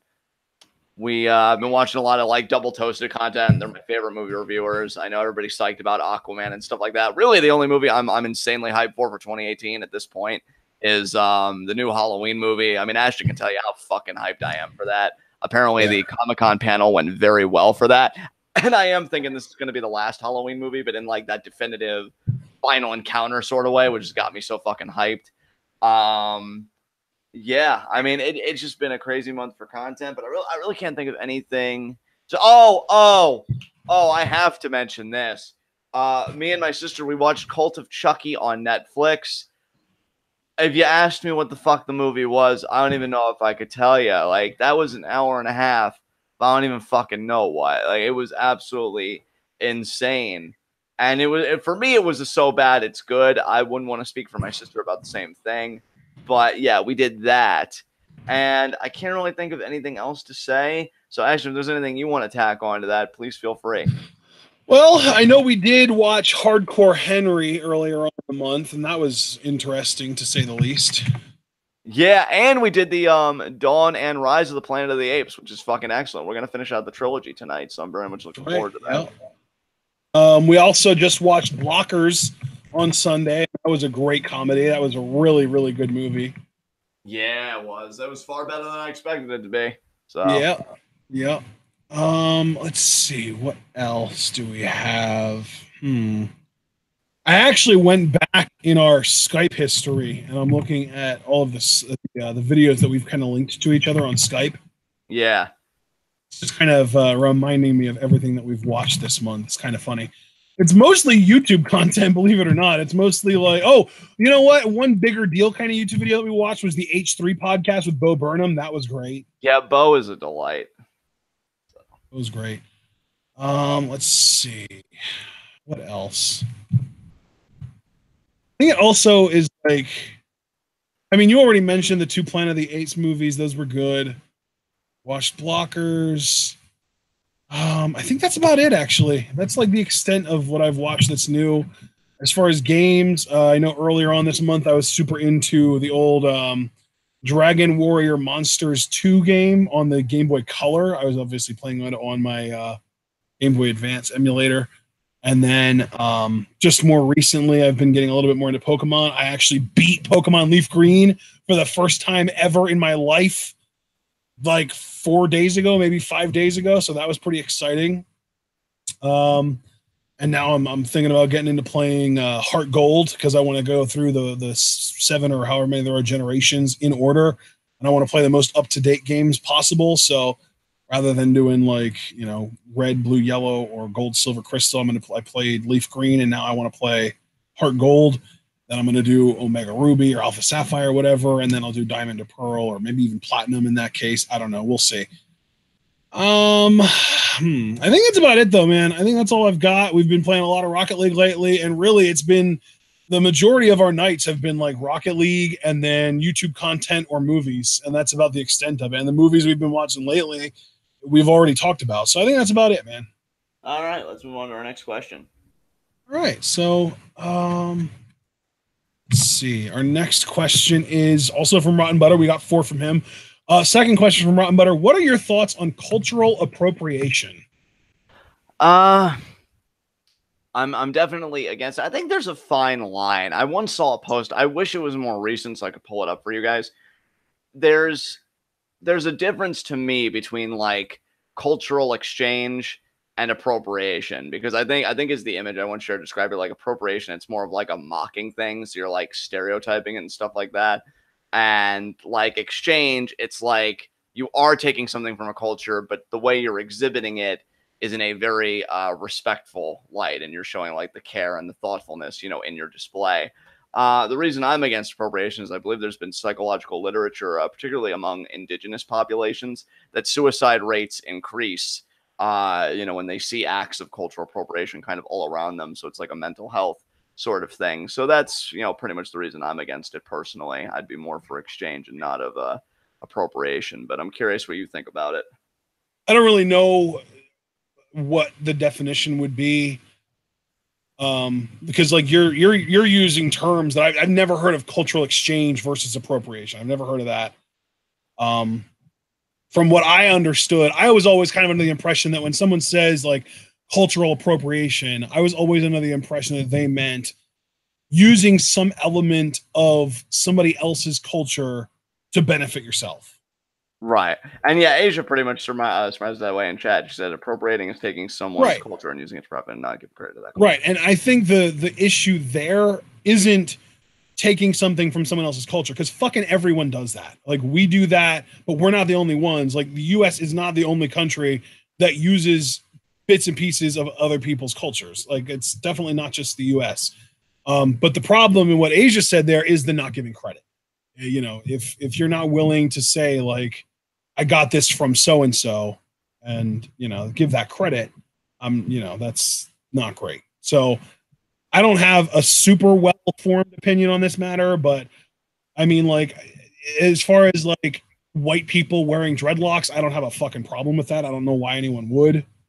And like that video of that woman that got into, I think it was a Lyft vehicle and started bitching about the Hawaiian dancer girl on their dashboard. Like, fuck that. Like, get over yourself. But I can definitely understand where cultural appropriation could be harmful. And obviously that's not a good thing and it's a bad thing. And right.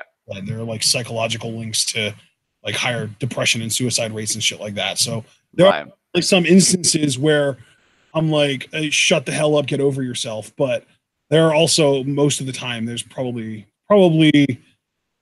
some malicious intent going on the underside of it, Yeah, I mean that's pretty much my thing. Again, I did cite those studies that I've seen of like indigenous populations, depression and suicide, to your point, be like being driven up. I think it's because, when you look at the people that do the appropriating, you also have to think about like the histories of like imperialism and colonialism, and like it's almost like kicking somebody when they're down kind of thing to me. And so yeah, I can definitely see the pernicious effects of it. But next question. Third question from Rotten Butter. You have just won a gold statue made into any shape that you want it.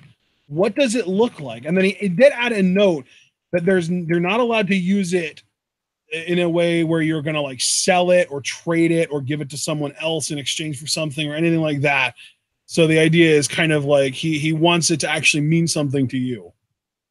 So it's a gold statue in the shape of anything I want, huh? Yeah. Why don't you answer first, this way I can get more of a general idea. I want to see where your mind's at. Maybe that'll help mine get going. Well, oh man, this is not an easy question to answer because I just don't think of physical objects as being meaningful to myself, Right. It's like if it doesn't serve me any purpose, I don't really care about it. So let's see. A solid gold statue that I can't sell or trade or get any kind of financial benefit from. Oh man, I would want. Oh shit, man, I don't fucking know. I have no idea. I really genuinely don't have a good answer for this. Like, so just so that I know that I'm playing fair though, and I understand. Like, I'm gonna send you something. I wanted a gold statue of something like this. Does that count? I'm about to send it to you here. Does that count? I'd say that would count. Yeah. That's the philosophy symbol. I'll just go with that because I've even planned on one day. I don't know if I ever will. It'll probably be when I'm in my mid-30s. Guys, if you don't know what it is, it's basically the Greek letter omega. Yeah, let me post it in the chat here.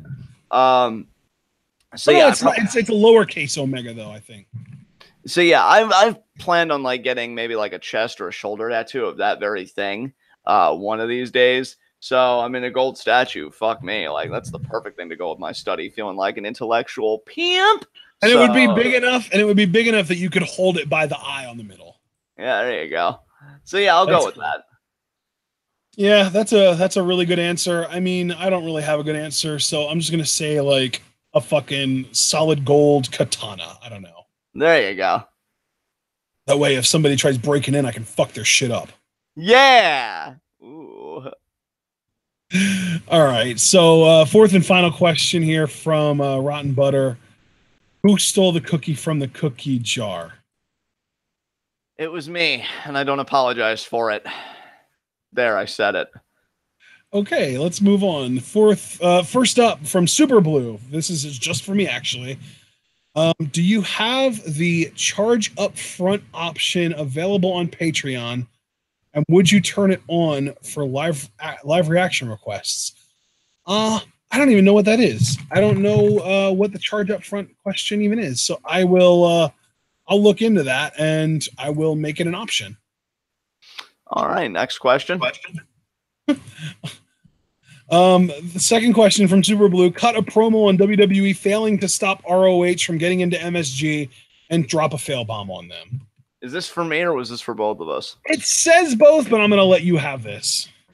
I mean, you thought that your little game of Monopoly was going to last forever. You thought that you could just, keep passing go and collecting that $100. But how does it feel, huh? How does it feel to know that some other company can buck back? How does it feel knowing that some other company can be like, you know what? No, we produce fucking pro wrestling too, and we deserve to have a show in freaking Madison Square Garden, your paradise, right? Oh, anybody gets into Madison Square Garden, it's like breaching the wall in Game of Thrones. Once that happens in your mind, it's all over. You know why you think it's all over, Vince? Because you're a scared, shriveled up old man whose neuroses is driving away everyone around him and everybody that once loved your revolutionary product. But you don't care about that because you'd rather be alone and right than around a million people and have your bullshit called out on a regular basis. You're fucking pathetic. And you know what? Even though I'm not the biggest ROH fan, I am happy for New Japan, getting a collaboration on this, that they, with their U.S. expansion, get to show what they can do in Madison Square Garden. I hope that watching them do their thing stabs you in the heart a million times over, and your mediocrity becomes apparent to you for the first fucking time, and you drown in it. Case in point, you failed, Vince! You failed! Well, damn. All right, I guess we can go to our next question. Third question from Super Blue. Hang on 1 second. I'm actually taking care of something on Patreon. Make upfront payments an option. There we go. Charge patrons up front. There you go. Damn. Handled. All taken care of. And I took care of that. That's all taken care of. Thank you, Super Blue, for pointing out that was even a thing. I didn't know it was. And our next question from Super Blue, it's third question. Keep it, kill it, or rebrand it. Pick 3. I don't know what he meant by retailer. Like he literally means retailers. And we're supposed to pick 3 retailers that you think match with these choices. And he has like Walmart, Amazon, Kmart, that kind of stuff. So keep 1, kill 1, rebrand 1. Keep 1, kill 1, rebrand 1. Kill Walmart. I mean, that's going to put a shit ton of people out of work, and you're going to make a lot of people angry because they can't get cheap stuff. Well, you gotta break a few eggs if you want to make any progress. Actually, at this point, would Amazon count as a retailer? Yeah, it's actually listed. No, you know what? Kill Amazon. Because, like, that dude needs pissing way more people off. Well, no, dude, the way that workers get treated, I think the workers on some level would fucking thank me because we'd find out, like, a more ethical alternative. Plus, Jeff Bezos can get fucked. So kill Amazon. I guess revamp Walmart, maybe with a more ethical structure, though I really want to kill them, too. And then what was the other option? It was, like, revamp, kill, and what else? It was keep 1, kill 1, and rebrand 1. I guess I'd rebrand Walmart into something, more wholesome. I don't fucking know. And keep 1. I don't even know many real retailers beyond that. I guess I could Google like a list. Let's see, list of major retailers. Of major retailers. Oh my god. It's good to have a hit list anyway for when the revolution comes. Let's see. Yeah, we'll keep Home Depot. I never go there anyway, so it's not going to harm me in the slightest. We'll keep Home Depot. Home Depot is inferior to Lowe's. Listen, your face is inferior to things, but I was joking. Listen, I'm just making a point here, okay? Oh, wrong one. Okay, listen, we're keeping Home Depot. Deal with it. All right, you go on this. I actually have a deep, dark history with Lowe's. Is it dark enough that you can't talk about it? Or like... I mean, I can probably talk about it. I applied for a job at Lowe's, fresh out of college, trying to pay some bills. And I got brought in for an interview. And they liked me. And they kept me around for another like hour and a half so I could get in a second interview. And they liked me so much that they sent me a letter, not hiring me, but bringing me back for a third interview. And then after the third interview, I didn't hear from them for like a month. And then guess how I found out that I wasn't hired? How? A fucking postcard. Oh, wow. Yeah. Shit, man. That's rough. Yeah, so I take back everything I said about Lowe's being better than anything. Fuck Lowe's. Yeah. So do they die in your scenario then? Yeah, you know what? Fuck Lowe's. They're dead. I'm taking Lowe's out. Home Depot gets to survive in my scenario and in yours, so we both let Home Depot survive. Fuck Lowe's. I love what this turned into. Okay, you get to keep 1 and rebrand 1. So which one are you keeping? Which one are you rebranding? I want to oh geez. I guess, oh god, this is horrible. Let's see. Oh geez. It's retailers, so I can't just do it with any corporation. It has to be retailers. Shit. Come on, Morty. You got this. Shut your mouth. I mean, you were saying "oh geez" so much, I kind of had to. So. Oh geez, Rick. Let's rebrand GameStop as an online only service where it's like the Amazon of gaming, basically. Okay. All right. And ideally, they would treat their employees better than Amazon. Yes. And as far as what we're keeping, that was the rebrand. What are we keeping? What? What'd you say? No, I didn't say anything. In fact, no, not you. My mom said Walmart. She wants me to keep Walmart to stick it to you. What the hell? We need to have a talk later, ma'am. Jarveris apparently has solidarity with you that Lowe's did him the same way they did you, bro. So you're not alone. You have a support group. Yeah. Fuck Lowe's. If you give me one interview and send me home, I get it. The postcard is barely acceptable at that point. But for you to have me stick around for another hour and a half and do a second interview and then bring me back in less than a week later for a third interview with your store freaking manager, fuck off. Yeah, they really tickled your balls there, man. And for a right, that's what I'm saying, dickheads. Anyway, God, now I lost track. What am I keeping? Whoa! What the hell, Foster? He's like rebrand TWitWoW, rebrand your face.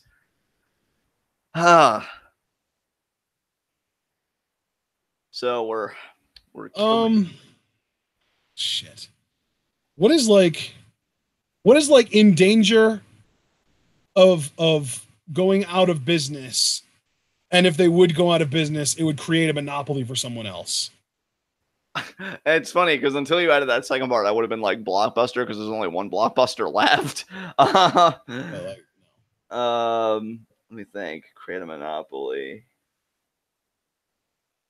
I don't know. That's I'm assuming you're giving me the resources to be able to keep this business in business for as long as I can. So for the keep, I love that we're getting some suggestions now just because people want us to move the fuck on. Yeah. Oh, wow, Javaris. Javaris got done even dirty. Oh, wow. Man, fuck Lowe's. Yeah, fuck Lowe's. Oh, man. Shit, man. I don't fucking Dairy Queen. Keep Dairy Queen. Whatever. It's not even a retailer, but I can't think of anything. So fuck it. I feel like you just needed to pass the baton. So you're like, fuck it, Dairy Queen. That's a place. Yeah, I don't know. I don't give a shit about retailers. They can all go out of business for all I care. I mean, that's pretty much my mindset. The idea that I even had to keep one makes me kind of sick of myself, honestly. So what's our next question?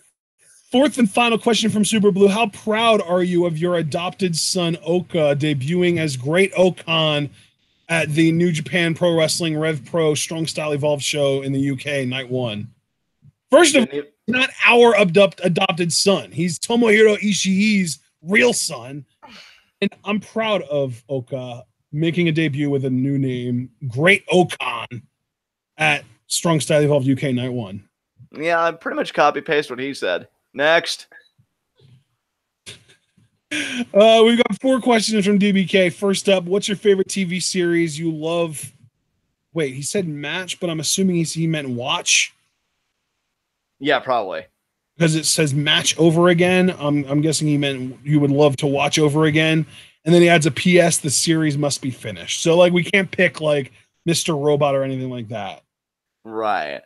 Californication for me. Oh, have you watched Californication from beginning to end more than once? Yes. Well, not more than once. No, I've only done it once, but doing it again, it would definitely be. But I'd like to do it again, having no memory of it, because there's nothing like the first time, right? So yeah, I freaking love that show. It's amazing. Yeah.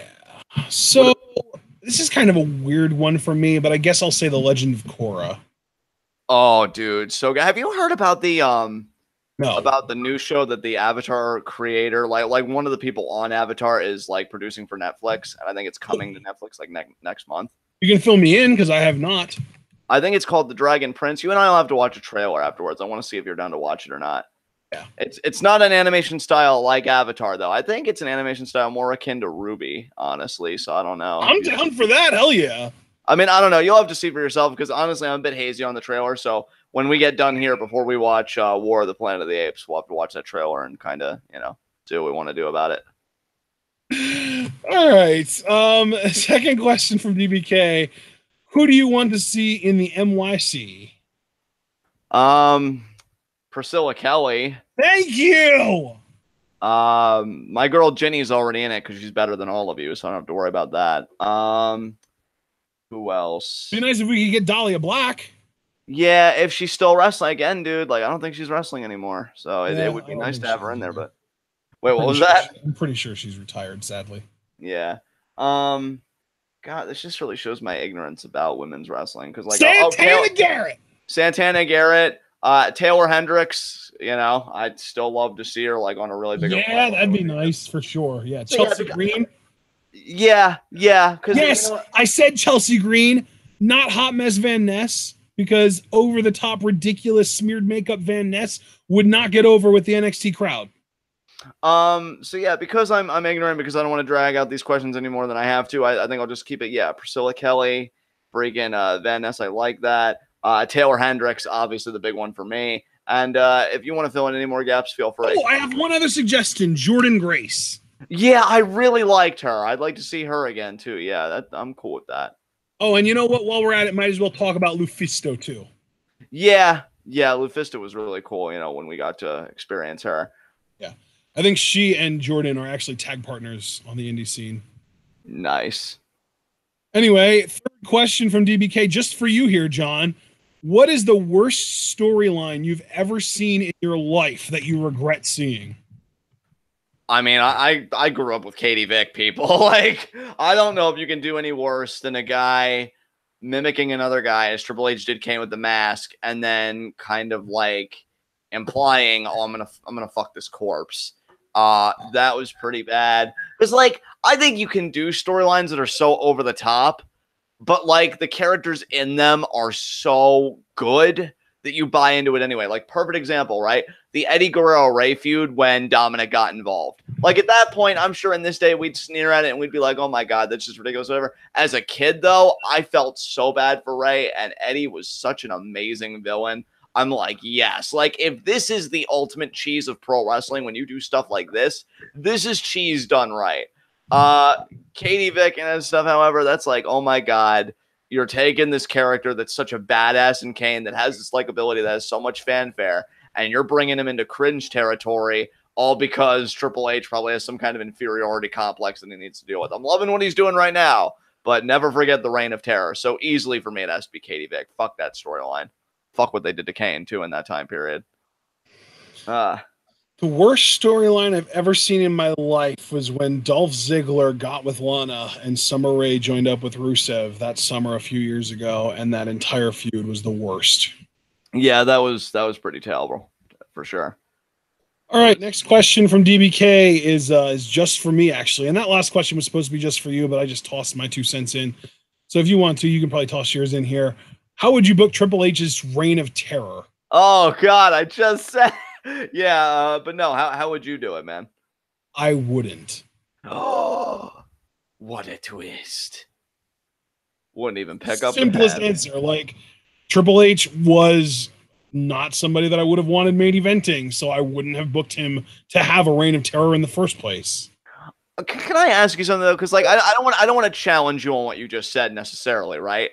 But, like, Triple H did get heat on some level, so I don't think the idea of him as champion is a bad idea. Don't get me wrong. He did get heat, and he was a good heel champion for a period of time. But if you look back at the ratings, the WWE lost more viewers during Triple H's Reign of Terror than during any other time in their history. Oh, wow. I had no idea it was that bad. Dude, if you like...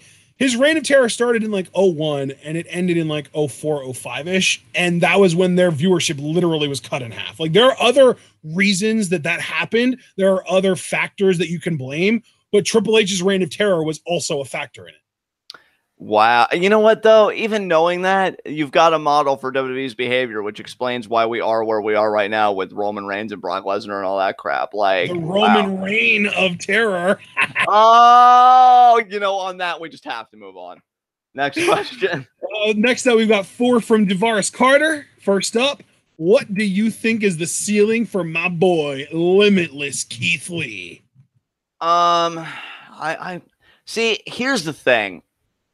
I like Keith Lee, so I'm not coming in as his enemy. I think with his size and his presence, I mean, the most obvious answer is NXT champion. I don't know how he is. John, the ceiling, meaning like the highest level he can reach. Highest level he can reach in like his entire WWE career? Yeah. How about this? First ever Black Universal Champion. Possibly. He's 6'3" with a great look, charisma to boot, and he can move. Yeah. First ever Black Universal Champion. I want to see a bit more of his mic work because I've liked the promos I've heard in PWG, but I really want to see like more of that charisma like on the mic. I'm just telling you that's my answer, especially because by the time Keith Lee gets called up to the main roster, Brock will most likely be gone. Right. I'm going to say first Black WWE champion. I'm not going to go Universal So you don't count champion. The Rock? Well, I don't even think The Rock. Did The Rock ever even consider himself Black? I feel like in interviews he even said like, "No, I'm more." The Rock is objectively half black. His father is Rocky Johnson. Yeah, but I'm talking like the fully Black, like fully like African American, like WWE champion, which I know a lot of people are still clamoring for because with like the Big E push and shit. So yeah, Keith Lee for me on that. The only reason I don't say Universal title is honestly I'm so fucking jaded with that fruit roll up fucking championship. The WWE title gives me more hope, given that they've given fucking AJ Styles, who was a TNA guy and then a New Japan guy, 2 freaking runs with it. So, yeah, I can see Keith Lee going there. It's not that he's not good enough to hold the Universal title. It's just that the creative forces that be, I don't know if they'd permit him to hold it. I think he's certainly talented enough. But I definitely think they'd give him a run with the WWE Championship. So I'll say WWE title for his ceiling. All right, man. Well, next question from Javaris. Same question, meaning what is the ceiling, but for Io Shirai instead. Oh, well, I mean, for Io Shirai, she should be the face of any division she's a part of. Like, forget just a champion. Yeah, I mean, I agree that she should be, but we're looking at WWE here, and the question is, what's her ceiling in WWE? Well, if we're being truthful, if the past is any indication, she'll never win a women's title. She'll probably have a good heel run, put on clinics, but she'll be one of those people the same way that Jake Roberts and others were in their time, where it's like, they were really, really good. It's a shame they were never champion. Like, she'll probably never hold a title. It's just my honest opinion. I disagree, but only because I think that she will connect more with American audiences than Asuka. I also think Kairi will connect more with American audiences than Asuka. I feel like Asuka has very much of like a goofy soccer mom vibe about her, where like at least main roster so far. I don't know if she had that in NXT. I'm probably too biased at this point to be able to give that an answer, a question, an honest answer. But as of right now, she definitely has like this like goofy over the top soccer mom vibe about her. And I think that Kairi is such like a sweet, innocent babyface character that she could be like a Becky Lynch type where she gets over organically as a face. And Io, like, I feel like Io is going to get over similarly to the way that Sasha has gotten over, where she's just going to put on clinics. She's going to give everyone their best matches. She's going to put on matches that Vince might even get pissed off at Io for putting on matches that are too good for women. And I'm not even joking at that point. So I think Io is probably going to get so over on her own and just on her own merits that she probably will eventually become a women's champion in WWE. And I would even say if she sticks around long enough, and that's key, because it's got to be like 5+ years for a female. I could see Io eventually being in the Hall of Fame. Yeah.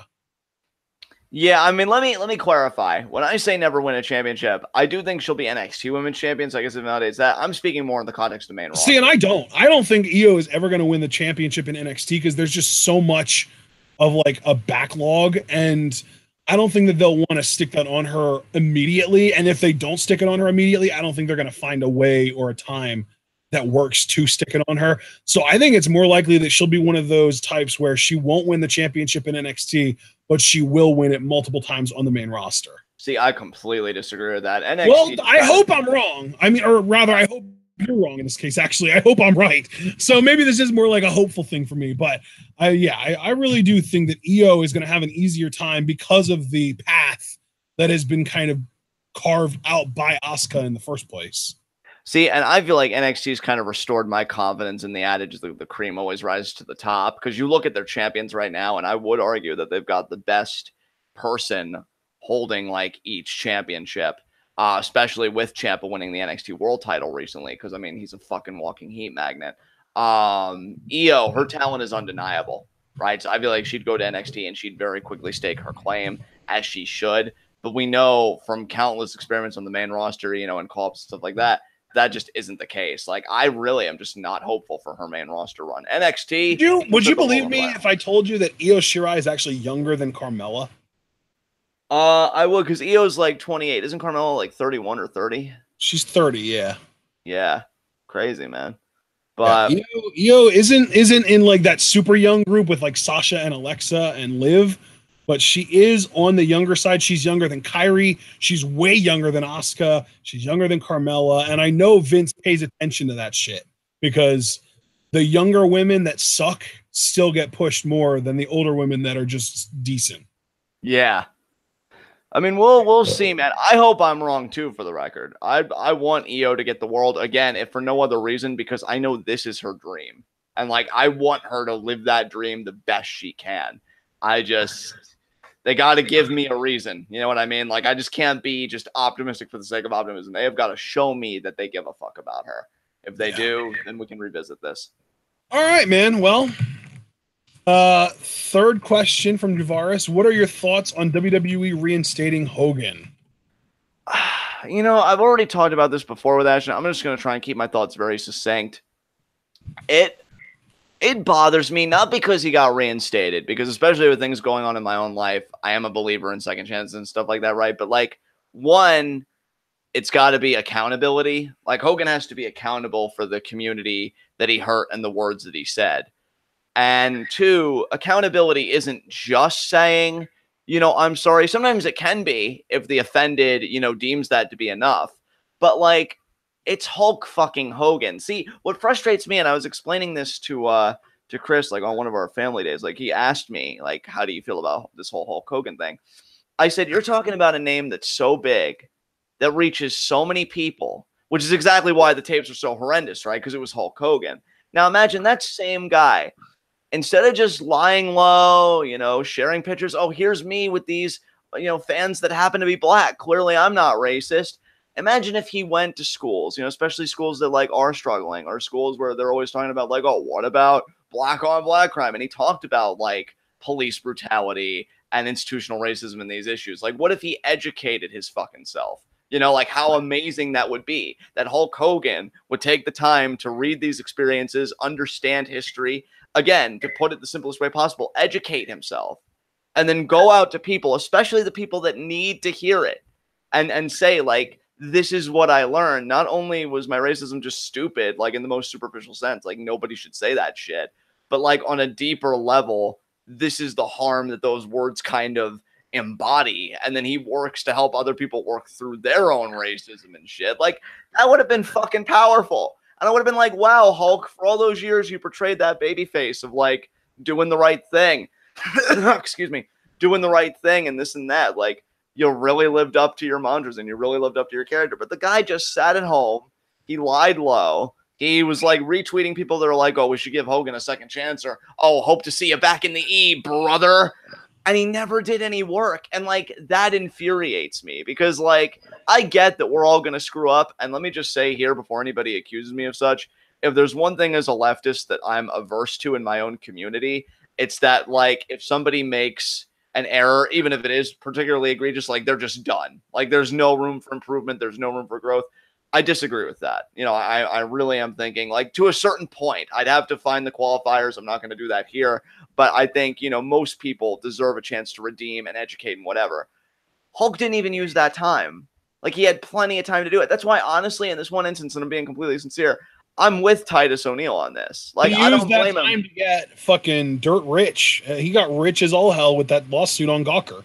Yeah, exactly. Yeah. Rather than being like, I made a mistake, I got to live up to it. He was just like, hey, fuck you for putting that image out online. Now my public image is ruined.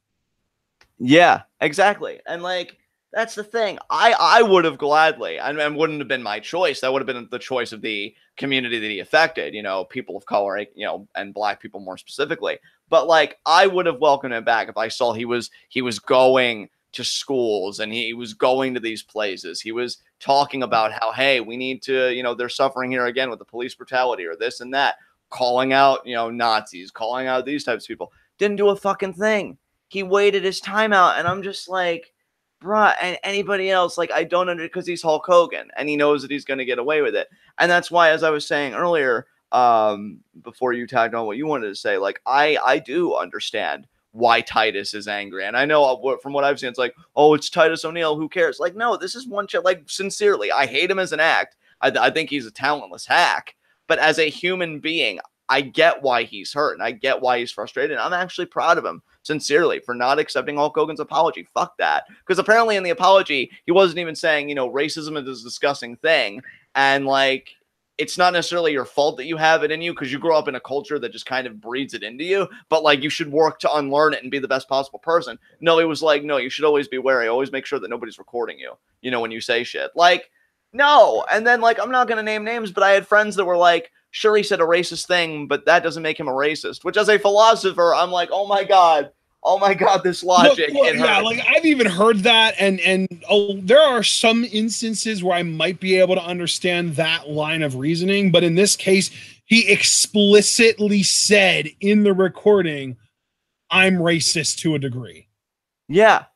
And like you can't say, oh, he might have said something racist, but maybe he didn't realize that what he said was racist. Maybe he was just, he was just kind of grew up in that culture, and that was just a normal thing for people his age to say.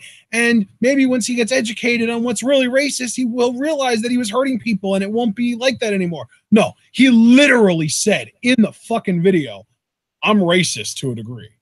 And like, I think what angers me the most, and this will be the last thing that I want to say about it, because in a way, I understand the struggle too, because I've certainly dealt with it, because it's the same thing with everything in me too, right? Like, oh no, not that actor, I love them, or oh no, not that director. Like, with Hogan, I noticed like on certain wrestling forums and stuff, black wrestling fans have their voices silenced, like, oh, get over it, it's Hulk Hogan, he's done so much for the industry. I don't give a fuck. Like, he clearly hurt these people, and they deserve to be hurt, and they're trying to verbalize that hurt, and you're just shutting them out because, oh, my childhood, though. Like, no, understand that this same guy that you put on a pedestal, you think it felt good for me when Benoit was like my first childhood hero to turn on the news and be like, oh, he murdered his family. Oh, that's fucking great. But like, you accept it. I've learned to divorce the performer from the actor, and I can still enjoy the matches, but I'm never going to be like, oh yeah, he was totally right to kill his man, or you should just get over it. Like, I'm never going to go to the Benoit family and be like, stop talking about it. God, it was just something that happened. Like, it would just be total. That's insane. That's absolutely insane. And I know that like, it's two different acts, but to silence any community and be like, oh, well, I really don't care what you have to say, I just missed my Hogan leg drop, it is so disrespectful and so dehumanizing to the community that wants to talk about this, and especially fans that aren't even vitriolic against Hogan, mind you, but do want to talk about it. It's like, I'm cool with welcoming Hogan back to the fold, but we need to have an honest discussion about this so that he can get better, and so that we can all be comfortable with him being back in the fold. And nobody wants to do that. It's just like, oh, well, it's happened, let's just all move on. Yeah. And this is how we don't get better, and it pisses me off. So yeah. I'm all about separating the art from the artist, and that's why I'm just like, I'm never gonna not be a fan of the Hulk Hogan character, but fuck Terry Bollea. Yeah, fuck Terry Bollea indeed. I think we can move on to our next question. I also do want to add, like, I genuinely think that it's dumb as shit that when this happened, the WWE's idea of punishing him was to remove him from their meaningless fucking Hall of Fame. And now the big deal is, oh, he's back in the Hall of Fame. He never should have been removed from the Hall of Fame to begin with, but he definitely should have been removed from the WWE's fucking payroll to begin with, and he should not be back on it anytime soon, if ever.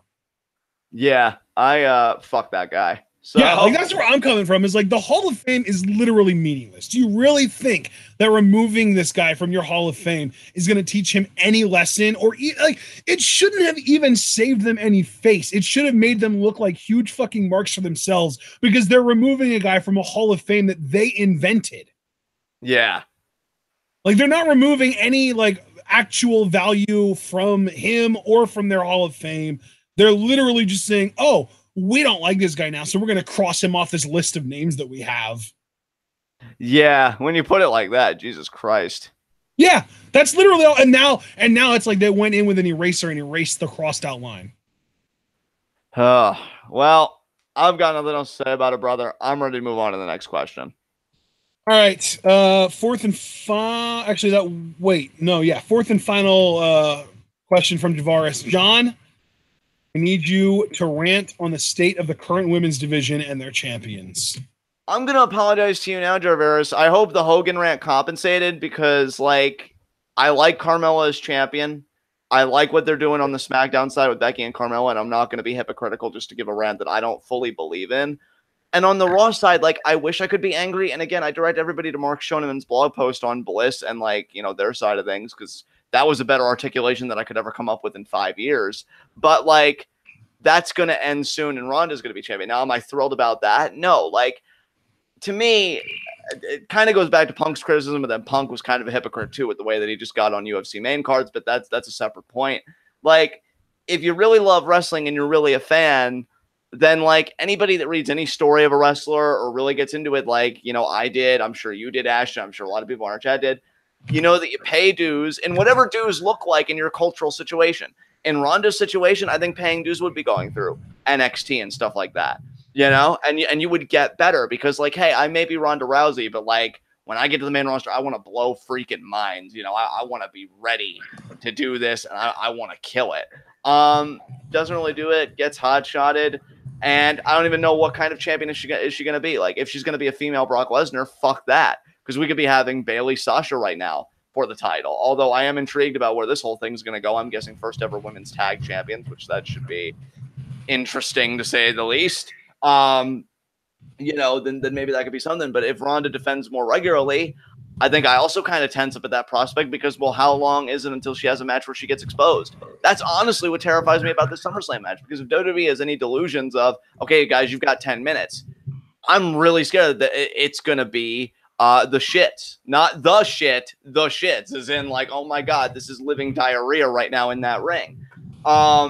As far as like the divisions, I'll even go one step further. Like this whole pay-per-view evolution, like I'm excited for the female events because Ashton, you shared with me that Reddit post. I thought it was beautiful, and like I'm empathetic to that point because this is why we say like representation matters, to see positive representation and know that like, hey, I can do that. Like I can do this, and I won't have to worry that my ceiling would be like a bra and panties match with Trish Stratus, for example, right? I think that's really cool. I just wish WWE cared more about their women beyond like a marketing scheme. I'm happy for the young girls and the female fans, you know, consuming this. But like on our side, when we're so critical of it, and again, from that What Culture video you and I watched, like we're almost watching the product differently now because the product on a superficial level just doesn't do it anymore, save for NXT. I just wish they cared for their women more beyond meaningless platitudes and money-making machines. You know, and I worry about this pay-per-view. I hope it succeeds for all the women watching because they deserve, you know, a win like that, especially after fucking Greatest Royal Rumble. And you know that relationship with Saudi Arabia is going to continue for another decade. You know, but it's like, Jesus Christ, Ronda's going to be champion. That's all well and good. Even if Becky doesn't win at SummerSlam, which I would like her to. I'm just going to, I guess this is kind of a spoiler for our preview predictions, but that's in like 3 weeks anyway. I do expect Becky and Ronda both to win their respective championships coming out of SummerSlam. Yeah, no, and I agree. You know, or not necessarily agree, but like I understand like why you'd have that view. If Carmella is still champion, I don't think she's that bad. Like I honestly, like I feel bad for her, honestly, with everybody taking the piss out of her. She's a solid promo to me. She's not terrible in ring. She's actually a great heel champion. The kind of reign she's Dude, having. it's unbelievable the amount of what's it called when somebody formulates an opinion and then sees evidence to the contrary and just digs in deeper with their already formed opinion. Confirmation bias, cognitive dissonance. No. Cognitive dissonance. Yes, that's exactly what it is. The amount of cognitive dissonance that I have witnessed with Carmella blows my mind because, like, if you go back and watch her match with Asuka on not Extreme Rules, but on Money in the Bank, her match with Asuka at Money in the Bank was solid. Like, you can clearly tell just from the way that she moves in the ring that she is at the very least a decent wrestler. Like, she can move in the ring, she can bump, she can sell, she does a lot of things in the ring right that someone like Alexa Bliss doesn't do well at all. So, like, the fact that people are putting Carmella and Alexa on the same kind of level where they just call them both these like Barbie doll garbage trash, all they can do is talk kind of people, is completely cognitive dissonance, because that's really the cognitive dissonance in this sense is that they formulated this opinion after the one match against Charlotte that, oh, Carmella isn't a good wrestler because she can't have a good match with Charlotte, even though Charlotte's fucking garbage anyway. And they decided, oh, well, Carmella, if you can't have a good match with Charlotte, then you must fucking suck. So now every match that she has afterwards that isn't a 5-star classic, they just keep digging in deeper. She sucks, she sucks, she sucks, she sucks. And if you go back and watch her match with Asuka at Money in the Bank, right up until the James Ellsworth interference, it was a solid match, maybe even a good match, you could say. And then the fucking Shark Cage match wasn't even designed to be a match. That was literally just designed to be a shitty thing where Ellsworth works on getting out. He tries to any way he can to cheat. And then when he gets out, it distracts Asuka and Carmella gets the win that way. Like, there was no actual match to complain about as far as that match goes. It wasn't a real match. It was an angle. That's all it was. So, and then you go back and watch Carmella's match with Becky on Tuesday, and it's like, holy shit, this is actually pretty good. And I'm sure her match at SummerSlam with Becky is going to be pretty good too. I just hate how all of a sudden now it's like Carmella is the scum of the earth because she's not booked to have 15-minute matches that are like potential 5-star classics. Which, as kind of an aside, that's like at the same time tangential to this point. Like, I hate that that's become the standard, that like the prism through which we look through, like for 5-star matches. Like, if it's not this, like it'll never reach that bar. Whatever happened to like variance, whatever happened to variety and just different forms of like good matches? Because I do think she's a solid heel. I think the Raw side's more screwed up than the SmackDown side, because SmackDown side is clearly showing me that they have a clear direction. And again, I think Becky will eventually be SmackDown Women's Champion. And you guys already know that I think Asuka's going to go heel soon. Because like she's going to be like, oh, well, I have to beat Charlotte. That's the only way to get back on track. And then, she'll turn heel to do it, blah, blah, blah. But, like really for me, it's not so much the divisions, but like it just shows where are the larger than life characters? Where are the people that are like, where are the interesting stories? Now, Bayley and Sasha, I think they tried to do that. And again, like, I'm not totally abandoning that storyline. I am tentatively intrigued. Honestly, I'm more disgusted by the people that thought, oh my God, a lesbian storyline. Can I just say too, again, as just another aside, never once did it cross my mind, oh my God, we're getting a lesbian storyline. I don't know where people, well, I can guess where people got that from, but I was looking at this and like, oh, Sasha's being emotionally vulnerable. That's like a development for her character, because she's never been one to be about the feelings. She's all like, I'm a boss, this and that. I looked at it as more of like a psychological development, not, oh my God, my lesbians. I don't know where the fuck that came from. No, like when she said, I love you, Bayley, I've always loved you and I always will. That's like she's her fucking sister. And like they've been fighting because she wants more out of Bayley, and Bayley just keeps doing the same shit. And Sasha is like the protective older sister, I feel like. Yeah, that's exactly how I interpret it too. Exactly how I interpret it. So yeah, I think the Raw division needs to get its shit together, which they may, with Ronda as champion. But again, that also depends on the portrayal of Ronda. Like, I would want everybody, like, I know it's Ronda Rousey, but I don't want that to be like the excuse that they used with Lesnar. Like, oh, there are no worthy challengers. The excuse that they used with Ambrose. Like, oh, people are too scared to face me. No, I want people to be hungry. Because you know what? Like, not only is it the championship, but I get to prove my medal against the, alleged, best in the world. And this is a woman that said, when she made her first appearance at that one Mania, any ring I step in is mine. Well, like, that's a fucking bar. I kayfabe wise, I want every woman to try and like reach it. So it could be an interesting reign. I just worry about Ronda getting exposed if she is featured regularly, and then I'm going to be pissed if she's not featured regularly. So you're kind of like caught in this tension that almost seems irresolvable. But yeah, that's pretty much my remarks on the divisions. Again, Jarveris, you already even said that you got your rant with the Hogan thing. That was kind of a quasi rant, but I think we're ready to move on to our next question. All right, man. Well, let's see. Next up, we've got 4 questions from Iconic Player 1. First up, top 5 coolest wrestling masks. I'm going to let you go first for this one. Top 5 coolest wrestling masks. Anything Bushi wears on a regular basis. Ray's had some cool masks. Who else is a masked wrestler that I've enjoyed? There's Ray. There's Bushi. Jushin Thunder Liger's mask is pretty fucking badass. I like Pentagon's, although I've gotten sick of Pentagon himself. I do appreciate the aesthetic that he's got, with the whole skeleton thing. Yeah, I think that's it. I know they said top 5. I wish I could even remember specific masks that Ray has worn in different periods of time. But I can't, and it's kind of the same thing with the other people I mentioned. So, yeah, I guess I'll just say Bushi, Ray, and Pentagon. Bushi's are so good. Bushi's are fucking amazing, dude. I love Bushi's masks. I like Puma's mask, especially Dark Puma. That's one I'll rank. And Mill's mask. That's also badass. So instead of top 5 masks, I'll just tell you like just masks from 5 people that I greatly enjoy on a regular basis. And those were 5 guys. Puma would be the only one that was like kind of a retired character because now he's just back to being Ricochet. So there you go. Yeah. I think my favorite mask design ever is probably Drago. Yeah, oh, that's a great point, dude. How could I forget Drago? Shit, yeah. Second place, I'm going to say the Great Muta mask that looks like fucking torn skin and shit. It's amazing. Okay. Third one, I'm actually going to say Pentagon Jr. / Pentagon Dark. I love that mask.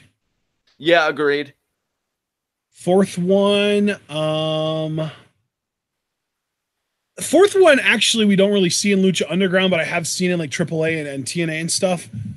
Hijo del Fantasma, aka King Cuerno in Lucha Underground. His purple and silver and black mask that he wears as Hijo del Fantasma is really cool. I actually really love that. And then for my 5th one, I'm just gonna kick it back and say La Sombra. Oh yes. Next. Our second question from Iconic Player 1. How would you book a Minoru Suzuki versus Pentagon Dark feud? And I lost my track of where I was. Okay, scenario 1, it's in New Japan. Scenario 2, it's in Lucha Underground. How would you book it? Scenario 1, I guess, yeah, you just have Pentagon get his own little tribe together to take on Suzuki-gun, or if he really wanted to be a badass, just kind of go through them one by one. And I would have Suzuki holding a title for this, maybe the Never Openweight Championship, because that seems like an ideal title for Pentagon. Yeah. And yeah, then he finally gets to Suzuki. Wrestle Kingdom will even use this, next year's Wrestle Kingdom 13. Pentagon versus Suzuki, Never Openweight Championship after he's broken the arm of everybody else in Suzuki-gun with him doing it to Zack at King of Pro Wrestling's before Wrestle Kingdom, right? Is that the pay-per-view before Wrestle Kingdom, or is that? Yeah, King of Pro Wrestling's in, I think, like November or October. Okay. So, yeah. He takes care of Zack at King of Pro Wrestling. He's like the last one because I kind of consider him the second hand to Suzuki-gun. And then, yeah, get Suzuki at Wrestle Kingdom 13. In Lucha Underground, pretty much, honestly, and I know this may seem like a cop-out, but the story that they're seemingly doing with Jake Strong and this collision with Pentagon, like, oh, look at this. I break and maim people, you break and maim people. I do the same thing. And with Suzuki, though, I think it would come off so much better. I think he has credibility that I know they're trying to give to Jake Strong, but I can't help but roll my eyes a little bit. But Suzuki, like, he has the legitimate freaking background.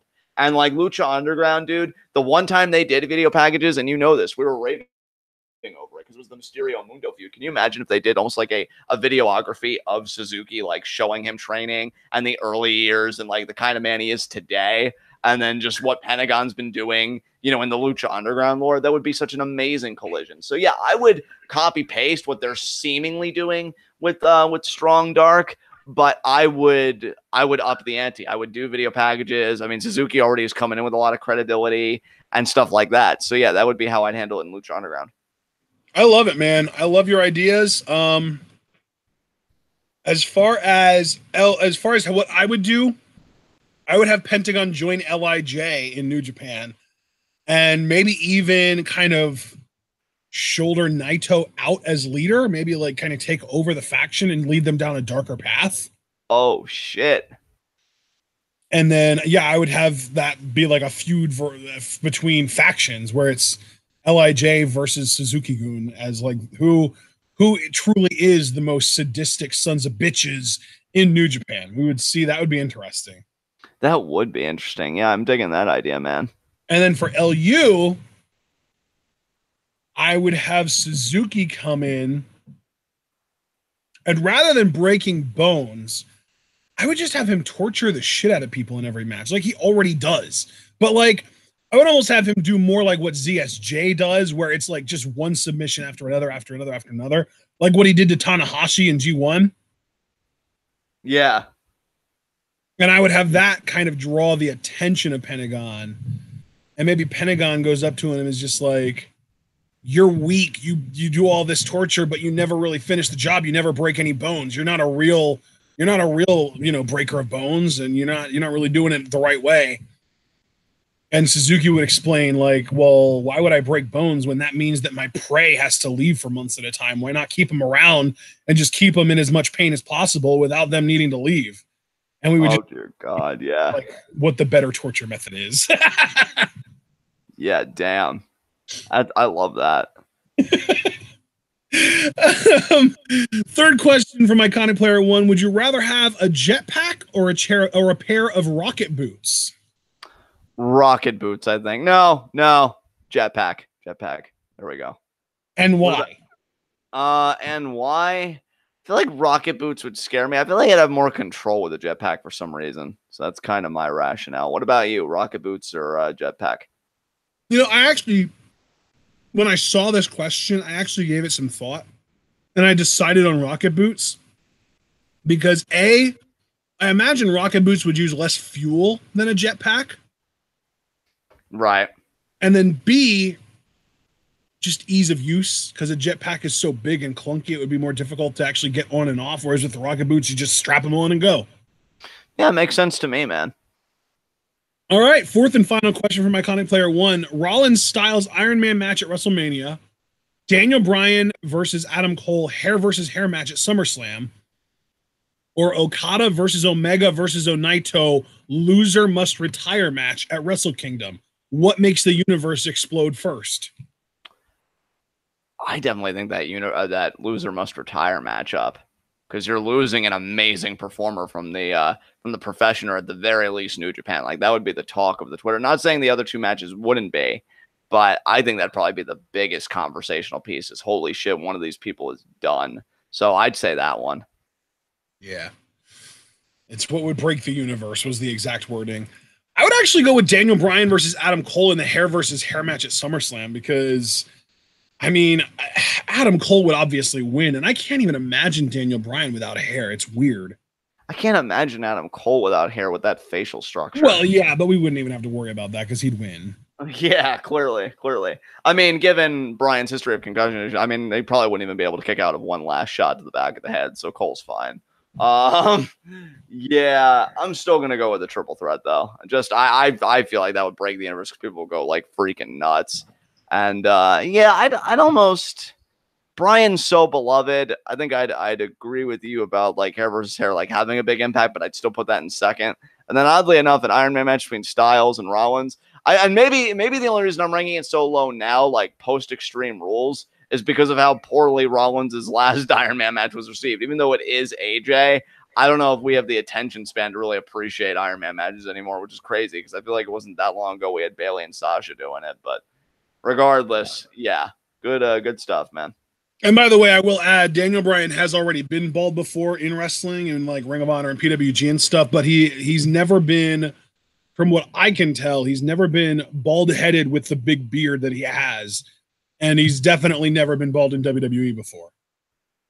Yeah, there you go. So, up next, we've got 4 questions from Mark Schoeneman. First up, what is your ideal card for the women's pay-per-view? Ooh. Shit, man. This is too big of a question. Yeah, these questions are always taxing because it's like, I don't want to produce what? shit, Let's but at the keep same it time. simple. Let's just do 5 matches each, and we'll make sure not to use any of each other's people so that we basically make a complete 10-match card combined. I'd say just to finish the story that like I have in my head, for me, a match would be Asuka versus Charlotte 3, the rubber match at Evolution. Okay. Yeah. So Asuka Charlotte 3. What about you? You name a match Okay, now. that can be one match. That's your first match. My first match is going to be SmackDown Women's Champion Becky Lynch versus and because I just want you to know, dude, I want us to be able to mix up brands here so we can have like Raw, SmackDown, NXT, and NXT UK women all interacting. So I'm gonna have SmackDown Women's Champion Becky Lynch, excuse me, versus Ruby Riott. Oh, nice. Love that. Then we'll in a match where if Ruby wins, she joins SmackDown because then she would be the women's champion. She joins the SmackDown roster. Okay, well then since we can like intermingle brands, right? Yeah. I want to do, even though it's a waste, because I know people would say, well, wouldn't it just be better if those titles were defended? I would want to do a battle of the NXTs. NXT US Women's Champion Kairi Sane versus NXT UK Women's Champion Jinny. So Kairi Sane versus Jinny on my card for my third matchup. Okay, very interesting. Ronda Rousey versus Shayna Baszler. Ooh, perfect. Yeah. And then I guess for the final match, because we've all been clamoring for it anyway, like in a way, Sasha Banks versus Bayley. We just have that and they tear the fucking house down.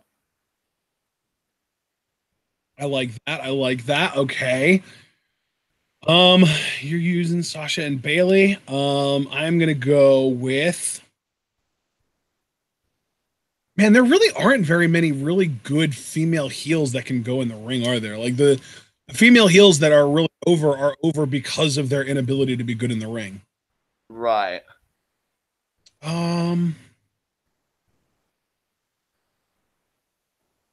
And yeah, Marina Shafir and Jessamine Duke did in fact both debut on an NXT live show today. So that's interesting. Yeah, the other two horsewomen of MMA. Nice. God, this is getting really difficult now because I'm just running out of options. You know what? Here's one. Let's do this. The remaining members of the Riot Squad, Liv Morgan and Sarah Logan versus the Iconics. I was thinking a tag team match for one of the women's tag titles. So yeah, we'll go with that. I was even thinking that exact match, dude. You plucked that straight from my brain. God damn. Let me see here. I guess because, you know what? I can even use this because they're legitimately going to do it. Since they're going to do Mae Young Classic Finals on the show, Io Shirai versus Toni Storm for my ideal card. Yes, that's wonderful. All right. I feel like we're on a hot streak. I think maybe we should only do 1 or 2 more matches and then call it because I'm really liking how this card's coming out now. Yeah, I've got 2 more to do. You've got 1 more to do, so we're in pretty good shape. Okay. How about? Oh, this is really difficult, though. I feel like I'm forgetting so many people. We've already got all 4 of the NXT four horsewomen on the show. We're not going to use the second half of the MMA 4 horsewomen because they're not experienced enough. Okay. How about we tell a little bit of a story between one incompetent worker that can be a good obstacle for a genuinely talented in-ring worker? Nia Jax versus Dakota Kai. And I would obviously have Dakota go over, but it would be one hell of an underdog story, like the old David and Goliath kind of story. Okay. Interesting. You've got one more, and then I've got one more, and we're done. All right. Gotta go out strong. I feel like it's probably gonna be my weakest entry because I'm really struggling here. You said it can be branded. Can we do legends too? Because I know the actual show is doing legends, or no? I mean, yeah, you could probably use a legend in there, yeah. Trying to think. What would I want to do?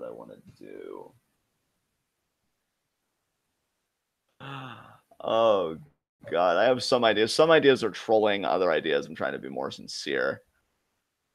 Let me think. I know I want Ember Moon on my card. So Ember Moon. Holy shit, I forgot all about Ember Moon. What's wrong with me? You know what? Ember Moon versus... Let me think. God, I wish Emma was still in WWE. Actually, no, I don't. She's so much happier with what she's doing right now. Who is in the MY? Who's in NXT UK that's a woman? Do we know? I know Killer Kelly's in there, but I really haven't seen enough of that. Like outside Killer Kelly, Isla Dawn. I mean, the other two women that are there are already on their card in Ginny and Tony Storm. Right. And we don't know anyone else that I'm aware of, at least. You know what? I know it's a weak entry, but given presentation, I think it could work. I would do Ember Moon versus shit. No, I don't. You know what? Ember Moon versus fucking Carmella. Because I think Carmella is better in ring than people give her credit for. I think her and Ember Moon could do something entertaining for another other reason, just to kind of like get the crowd into it. Be like, okay, we're watching a show here. And all that right. could even be at the start of the card. So, and I've kept this one in my back pocket. It is a 4-way valet match. Are you ready for this? Okay. It's 4 women who are extreme, on a scale from anywhere from solid with a lot of potential to flat out great. Are you ready for that? Here we go. Okay, but these are all women that are either are or have been in the past considered valets for other men. I think all 4 of them have actually been valets for men that they've been with together in real life too. So Lana versus Maria Kanellis versus Zelina Vega versus Candice LeRae. Well, I like that idea. Yeah, that's good shit, man.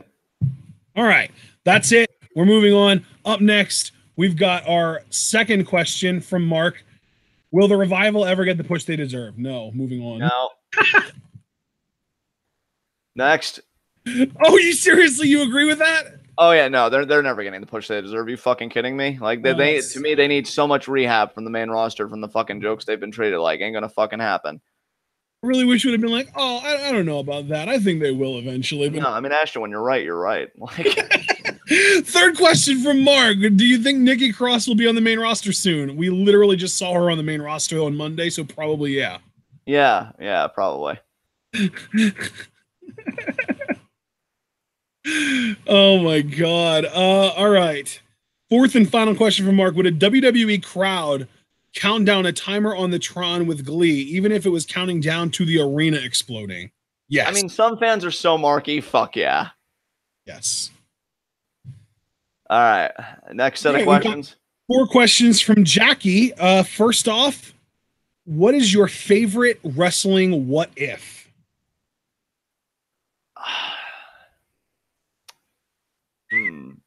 You know what? I know the answer to this.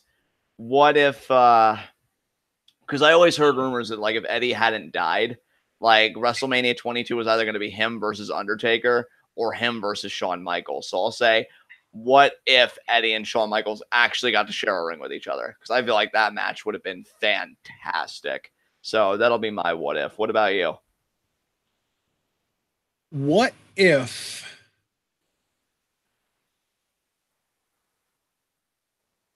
if Ted Turner never sold to AOL? Oh, I like that. What if he kept Turner Broadcasting and he kept WCW and all that stuff alive, never sold to AOL, and Vince never got the opportunity to buy WCW? What if that happened? There you go. All right. That's fucking ripple effect right there, brother. Hell yeah. Second question from Jackie. If you could pick a character from any company of any gender and rebrand them, what would they be like? I have an answer to this. Okay. I would pick Nikki Cross and I would repackage her as literally anything but what she is because I know she's a great performer, but her gimmick is awful. Can I say that I would take Kona Reeves and I'd repackage him in a totally different profession? You take Kona Reeves and repackage him as unemployed. Yeah. That's terrible. I mean, it's hilarious, but it's terrible. Yeah. You know what's also terrible? His fucking work. Yeah. I would. Oh, God. Fuck me, these questions. Because I'm really starting to just like my brain's starting to reach its limit. I feel like I would take Bray Wyatt. I was just saying this to you the other day. I would honestly take Bray though, Wyatt. John. Before I even let you finish here, I will say, I know I was very vague at just saying like anything else, but I would repackage Nikki Cross as what she was on the Indies, the best in the galaxy. She would just be this arrogant heel who thinks she's better than everyone else. And, you never know. We haven't really seen a whole hell of a lot of genuine, serious in-ring work from her, but she might be right. Shit. Yeah. So yeah, I guess I'd say just take Bray Wyatt and just repackage him as like still kind of that cultish like leader, but also a guy committed to bringing down the machine, like his farewell NXT promo. I really wanted that iteration of babyface Bray that I still, well, not anymore because the Authority's no longer like a prominent in your face thing. But like if Bryan wasn't going to work, I feel like Bray could have picked up that ball and ran with it, as that kind of personality. So that would be my choice for that. And yeah, I guess we can move on to our next question. All right. Our third question from Jackie. What's your favorite breed of dog?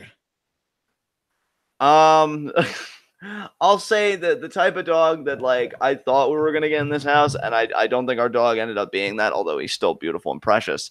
Tomaskins. The pup versions will absolutely make your heart melt, so I'm just gonna go with that. What about you, Ashton? I actually have two answers for this because I can't choose. Okay. So option number one is the French Mastiff, also known as the Dogue de Bordeaux. Okay. I really hope I didn't botch that pronunciation. If DBK's in here, he's probably going to correct me in here. But if you don't know what a French Mastiff is, I'm actually going to pull up a picture here that I can show you guys. Because in my opinion, they're absolutely adorable. So I'm going to post that picture here in chat. That is a French Mastiff, Dogue de Bordeaux. And then the other one is actually a Cane Corso. Do you know what a Cane Corso is, John? No. They're kind of similar, but they're also, bigger and some people might say scarier looking, but I think they are absolutely adorable. So I'm going to get a picture of those as well. And then I will post that in chat with everyone else, with the other picture that I already posted. Let's see. Got it. There's a picture. Beautiful. So there is the Cane Corso. Oh shit! The URL that I found was actually too big. That's actually kind of hilarious. So let me find another picture of the Cane Corso, if I can. I want to post it in chat. Of course, I'm looking everywhere and I can't fucking find one. There we go. There we go. Okay, so that's the other one. That's the Cane Corso. Those are my two favorite dog breeds: English Mastiff or French Mastiffs and Cane Corsos. So, oh yeah, the Corsos are adorable. I like them better than the other breed you said. Honestly, yeah, they're really cute. Yeah, I personally I would probably still pick the French Mastiff, but I love Cane Corsos, and that's a breed that I actually very recently became familiar with, and I just think they're adorable. All right, so next up, fourth and final question from Jackie: pasta or pizza? I'll handle this for myself really quickly out of the way. Pizza by far. Pasta only because I guess there are versions of pizza I could have, so I guess I'll go pizza too. It just hurts either way. Next. Hang on 1 second. I'm responding to someone in chat. Okay. Up next, we've got 3 questions from Ace the Skylord. First up, what do you think, or where do you think the insane Okada angle will go? Him reclaiming the title probably at Wrestle Kingdom 13.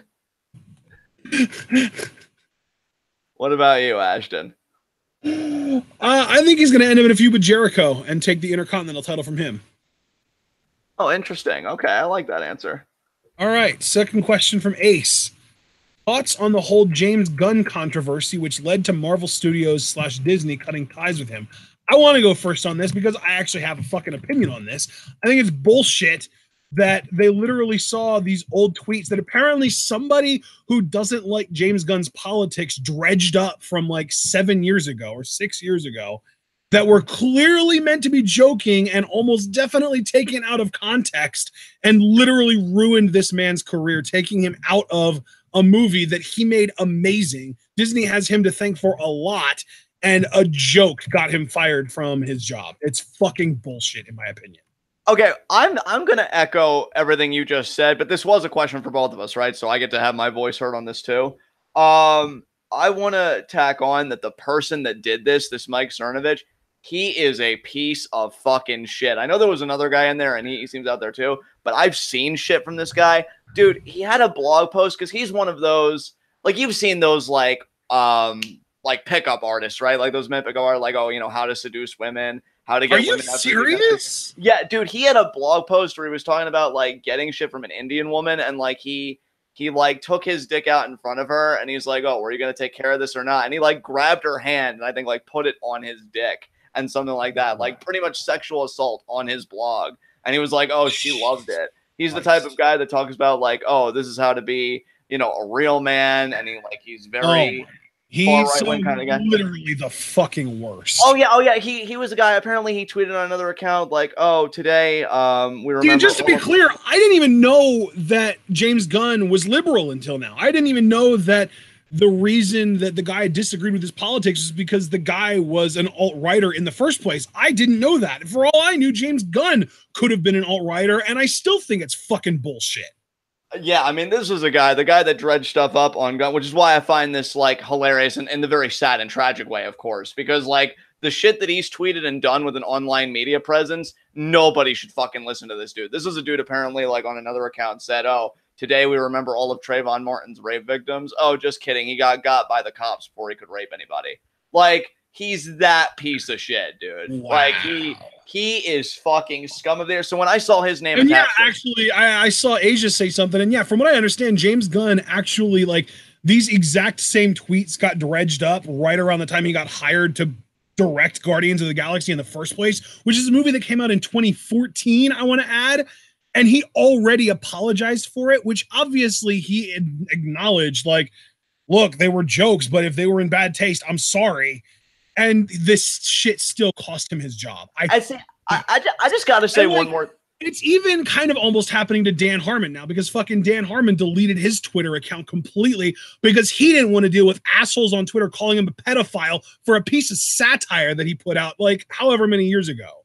Yeah, wasn't that like 10 some years ago? But it was a long time ago, but people dredge it up and they basically do it without any context. He was clearly taking a shot at shows like Dexter that aim to make the audience empathize with a terrible person. And he did it in the nth degree. He took that concept and stretched it out to the extent that he felt he could go, as far as to the extreme as he could, and made it, rather than being a murderer, he made it about a child rapist. And people are seeing, oh, this guy's playing a child rapist and talking about raping children. It's a fucking satirical take. It's a sketch comedy, for Christ's sake. Like, this pisses me off. So one more thing I got to tack on before we move on. Like, look, tweets were obviously like, I was kind of like, but there were so many years ago when he apologized and he changed. And I already kind of touched about that before with the whole Hogan thing. Like, clearly he's a different guy than the guy that tweeted that shit. So I'm willing to just give a mulligan on the whole thing. But what I find fucking hilarious. And again, even if he isn't, they were jokes. He wasn't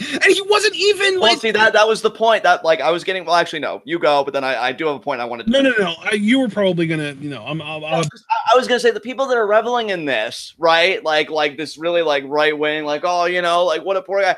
This is clearly politically based, because I guarantee you the people that are reveling in this and celebrating this didn't have a fucking thing to say when Roy Moore came within an eyelash of winning the fucking Congress, and he did sexually assault underage people. I am fucking convinced, like the testimony that they saw come out, and it's like, oh no, you know, he's fine, he's a good guy, whatever. But then suddenly somebody on the left makes jokes in poor taste, which joking about sexual assault and doing sexual assault are two different things. Whether we dislike both of them or not, like they're in two different planes, right, of action.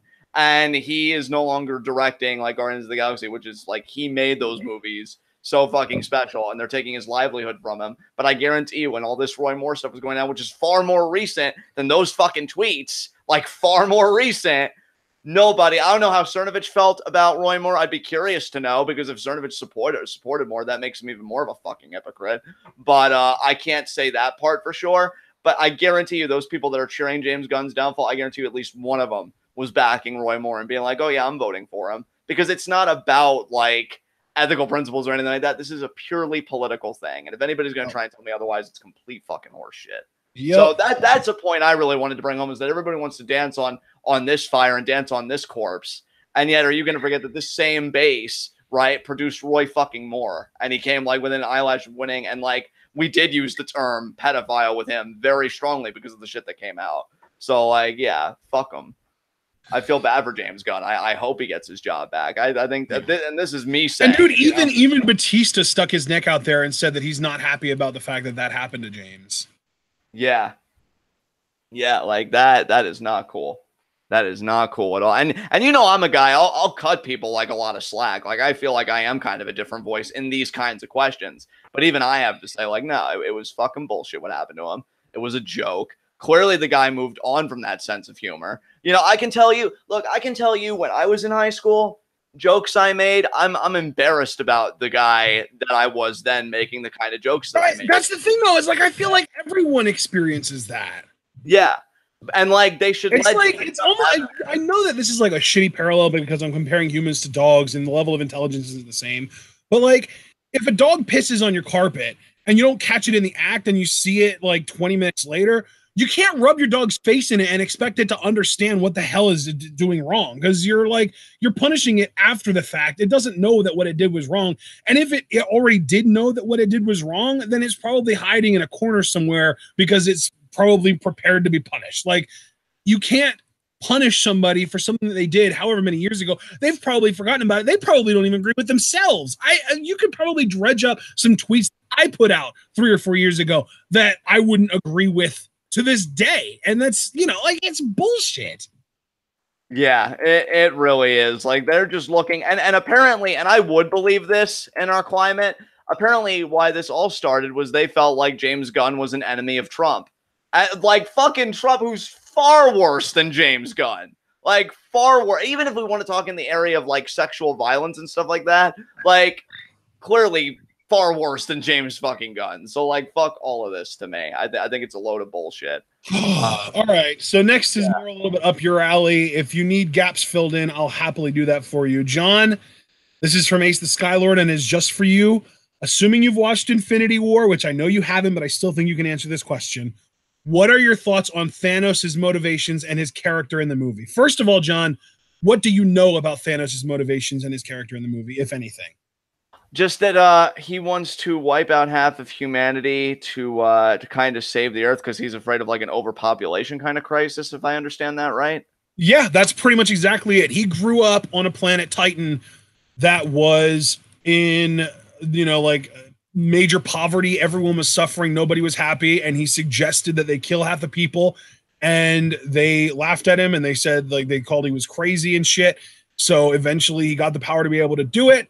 And it turns out that however many years later, the planet was thriving and everyone was happy and shit.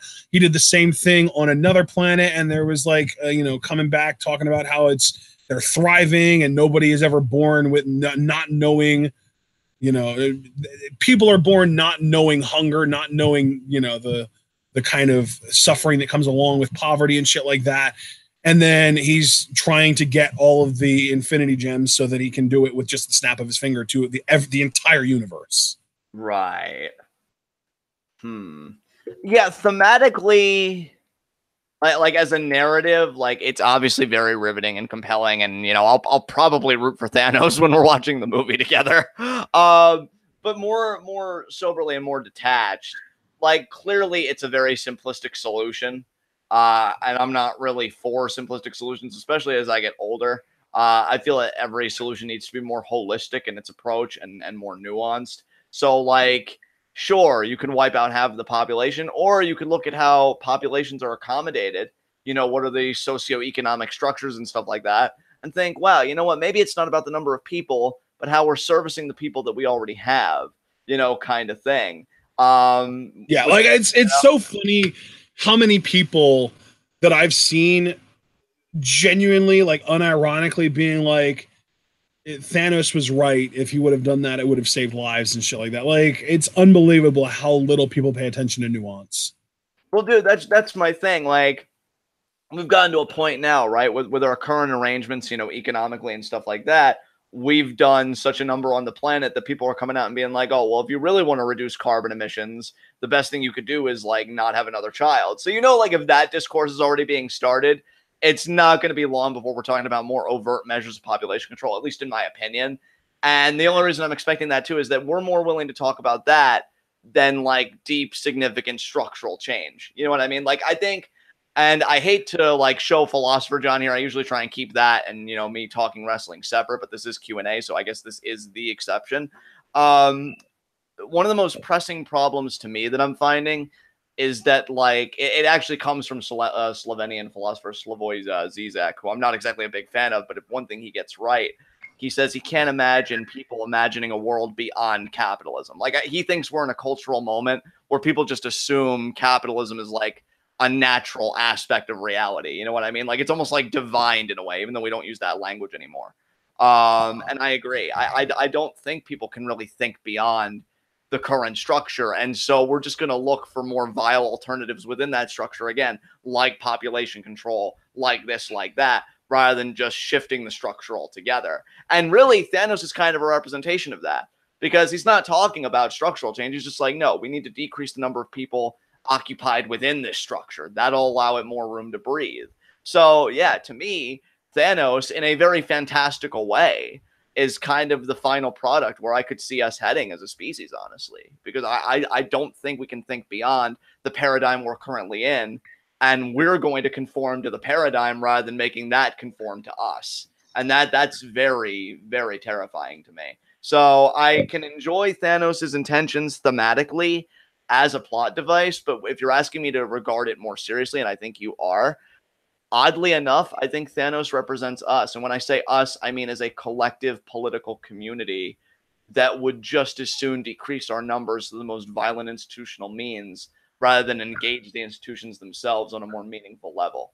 So I hope that didn't bore anybody or put anybody to sleep, but that's my 2 cents. So there you go. All right, our final 4 questions come from Alex Foster. Man, this just feels right, doesn't it?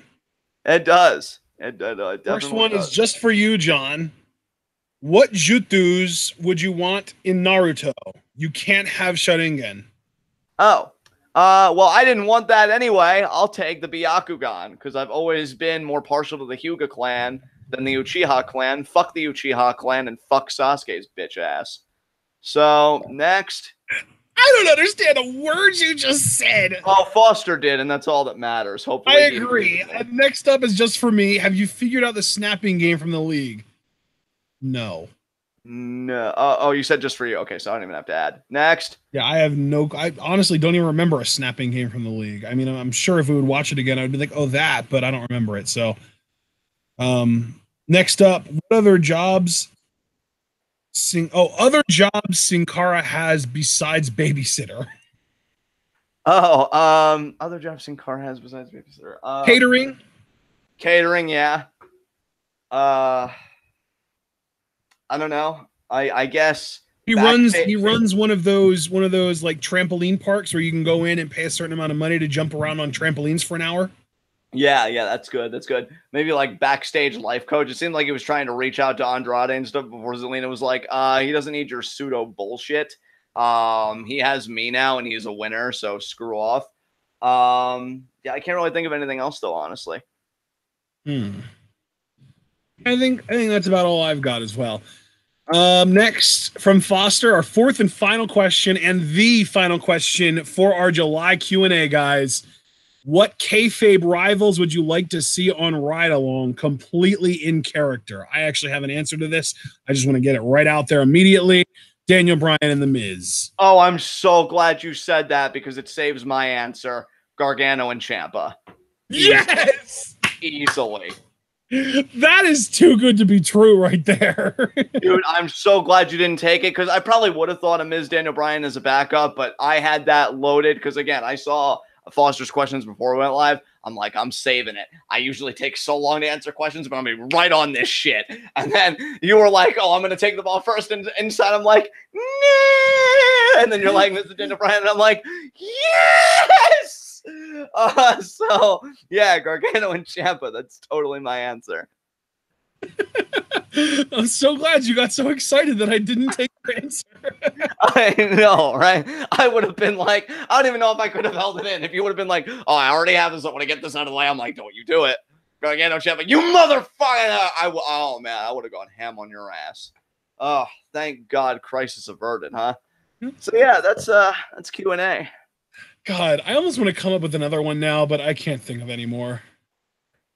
No, dude, Miz and Daniel Bryan and Gargano Ciampa, I think, are the perfect pair of answers to me. Actually, you know what? No, I will add one. Becky Lynch and Carmella, because they've been long-standing rivals, and I just want Becky Lynch on a ride-along where she can just use puns to make fun of whoever's driving, and that would be Carmella in this case. Yeah.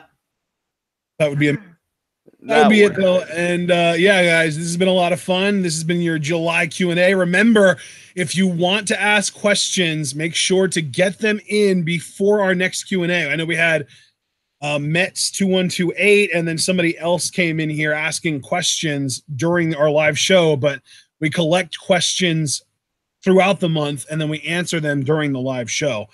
It seems like everyone that's here right now already kind of knows that, though, so I'm probably talking to preaching to the choir over here.